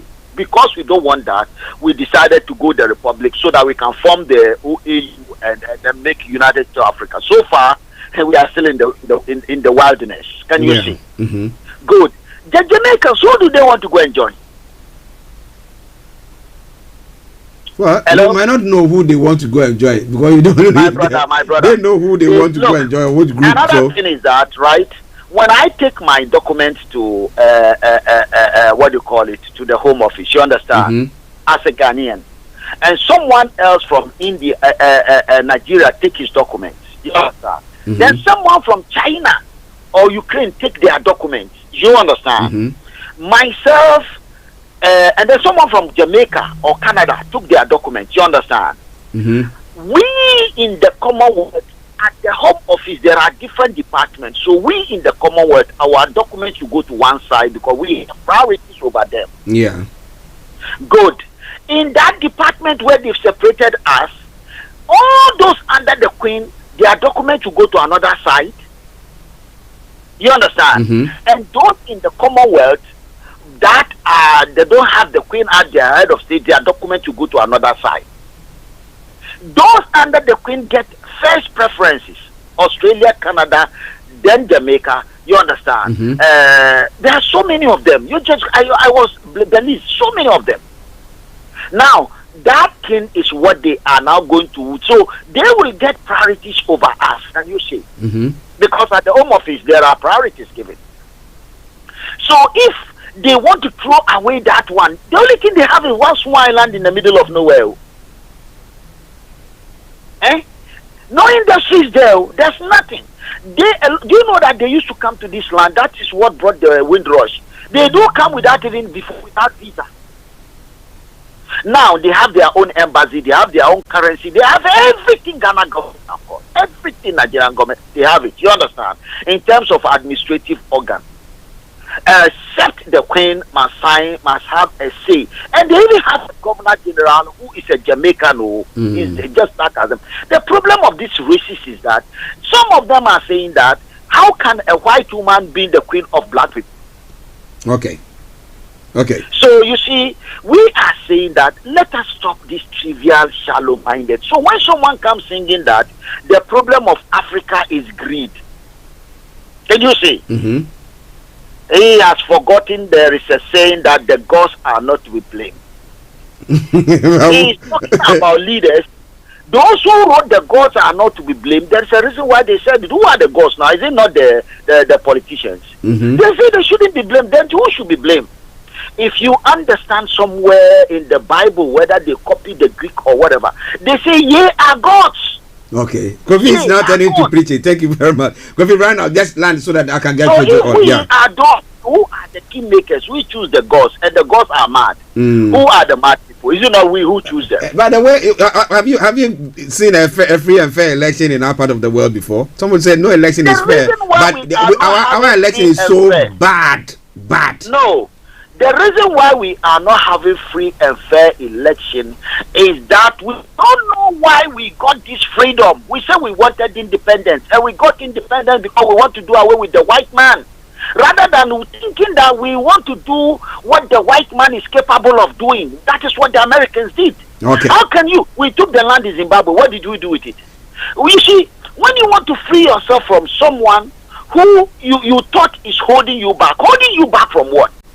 But when you only see him that, oh, he's white and I'm black, you understand? You are not looking at the capability he has got, how to develop that capability.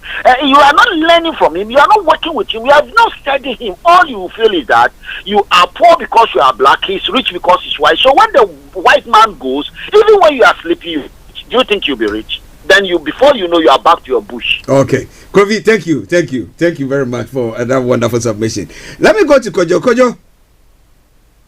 Hello, Kojo. Oh, sorry, Archie. Yeah. Okay.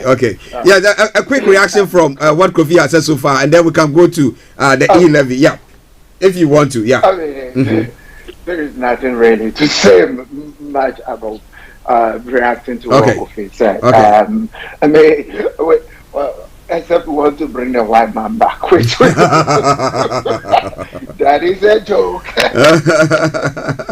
So there is no any reaction. Okay.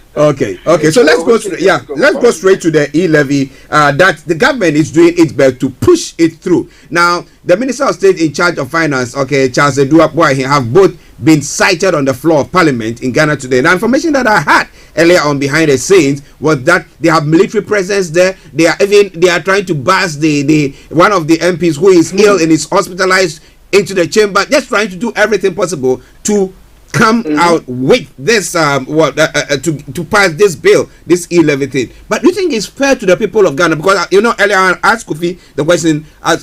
My apologies. The former president of Nigeria, Obasanjo, was saying that democracy is under threat. But my issue has been that if we are not having free and fair elections, when we vote people into office, they don't do what they're supposed to do, and then we are not. People are forcing things down our throat that we don't want to do. Then what do we do next? Is it not people thinking of uprising and all that stuff that we have been saying that is not good? But what our people are doing is something that is causing that people to feel that way. That's what the action that they have to take. I mean, let's put it this way. The truth of the matter is, even if they forced that vote in Parliament and it went through today, the opposition party and the population of Ghana doesn't want it. I know you're talking about free and fair election, but if the population of Ghana doesn't want it, what do? I mean, they vote the people who push it down their throat. Mm-hmm. And given the fact that the opposition is promising them that when they come into power, they will actually change it and remove it. So if people of Ghana don't want the law, don't want e-levy, what do? They give the opposition the opportunity to get into power and cancel it. That is easier said than done. It's a tricky one. I mean, that is how democracy works. Democracy works by numbers. So if the opposition hasn't got the numbers, and the ruling government has the numbers, and decide that even people on their dying bed can come and cast a vote and push it through parliament, then the opposition too should ensure that come 2024, as they promise the people, they also use it as a campaign platform. If they have their numbers right, that the huge population says we don't want this, then we could see them gaining power in 2024. Then they have to also keep their promise of reviewing it and cancelling it, as they said. I mean, they told the Ghanaian population, even if it's passed. So they have come to that conclusion that it might be passed. If it's passed, then in the 100 days, the first 100 days of their governance, they will cancel it. So, I mean, it's a difficult one, really, to look through and make a conclusive statement. It's really difficult. They are bent on passing it. No matter what happens, they have one person as an edge over the opposition. So they will go ahead and pass it. How be it? Because the president had already made that statement previously that they were going to pass this. Yeah. So, I mean, does it mean that people should call for coup like somebody did? No. The answer is absolutely no. Do I agree with what the former Nigeria president said? Well, he also got into power through coup. Do I agree? No.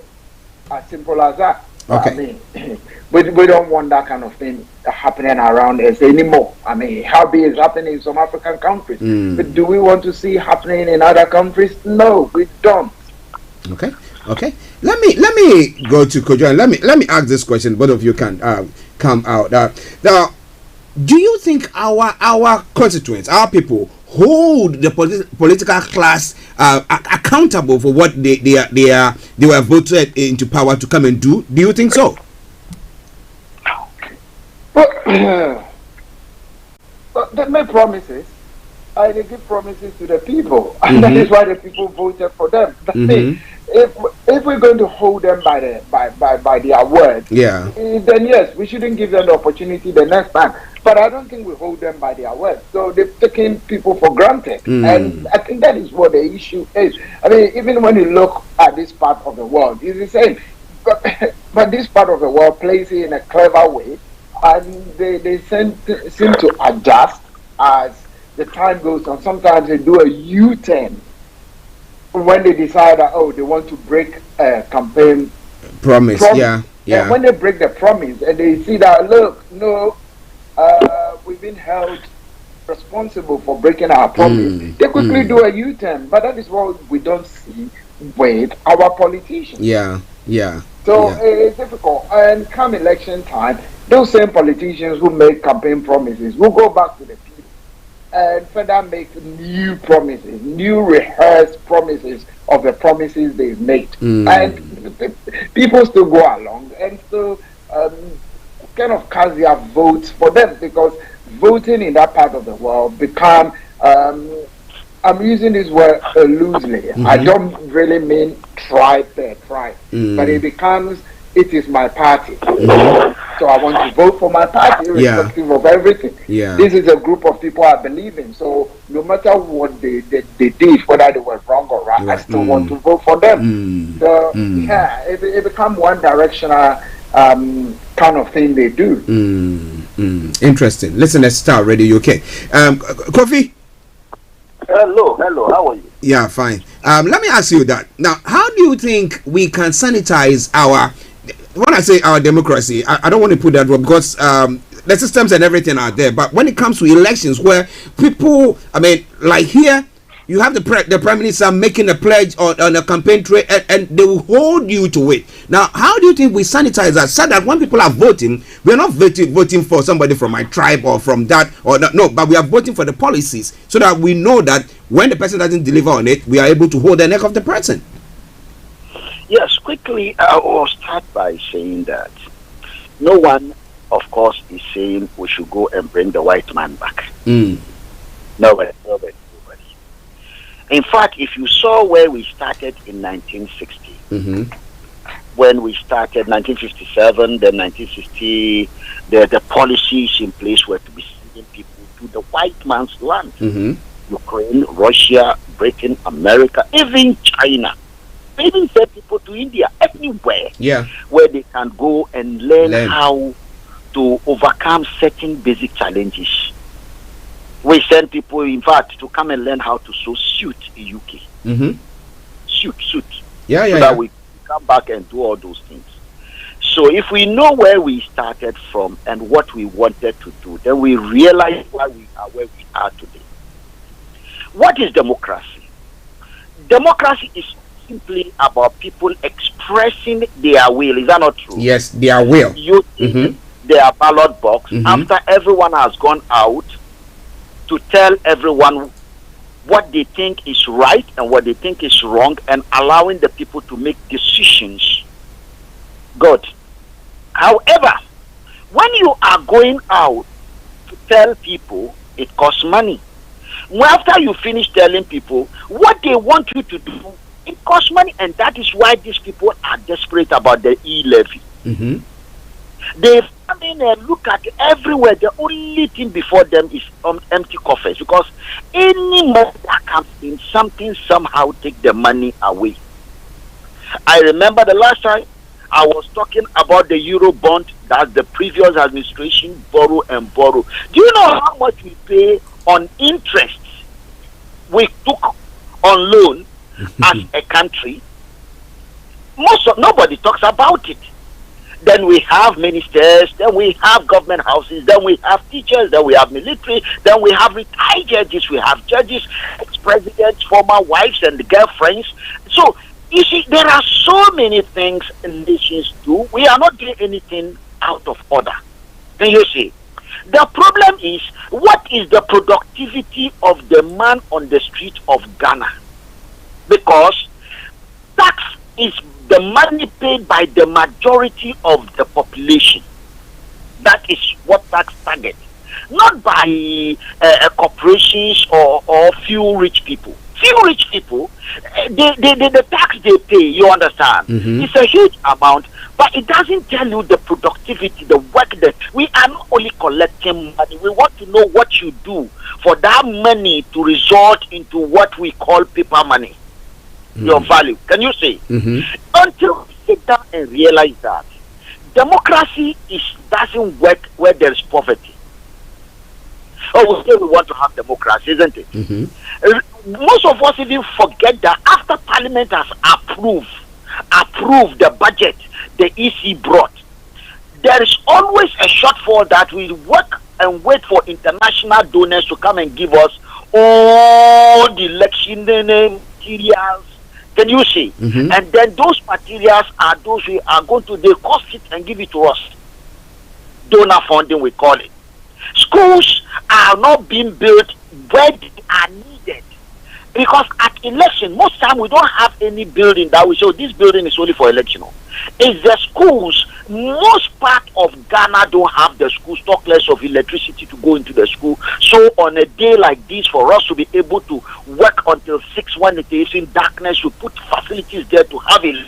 Can you see? And the answer here is, we cannot continue to be deceiving ourselves. Someone who doesn't have money, you don't have a job, you are unemployed, yes, you are a university graduate, and then what?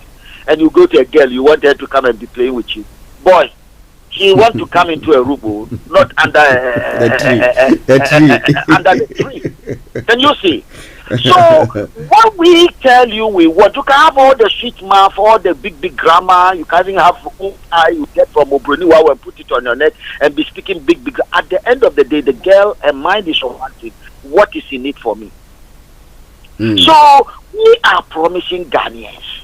When you go for election, you make promises and promises and promises. When you then go there, you say an empty coffers. What do? So let us see that. This is why we say, let us move this election beyond Ghana. It is costing us nothing. We are going to have election, isn't it? We have election. We vote for president. Then we vote for members of parliament. Why don't they add another ballot paper so we vote for those who will go to ECOWAS parliament? Maybe ECOWAS will make a difference. Okay, I like that. And you said maybe they could make a difference. Yeah. You see, and I can see them making a difference. And the reason is that in the international trade, international community, you understand? Look at the EU. These Ukrainian things show how powerful EU is. Which wouldn't have been the case if they don't have the EU. By now, the Russians would have run the whole of Europe. America works better. Go and look at the sites. So there is advantage. Why is Nigeria having advantage over Ghana? It's not because of the sites. And so when we are then talking about these countries like we are talking about football match, sometimes you don't get it. You ask our people, what is your problem? Until we understand that we need a big businessman to do big business so that they can compare to the Asda and the Borisins and of the world. Do you understand? We will have industries that will now focus on the production of the machine, that make the machine that will be creating job and mass. For their own selfish gain, they will create it because the rich man cannot run the machine. He can't even work in the what do you call it, in the laboratory. It's a poor man child or somebody who has the capability to work there. So the rich man creates wealth. Can you see? Why the poor man make life?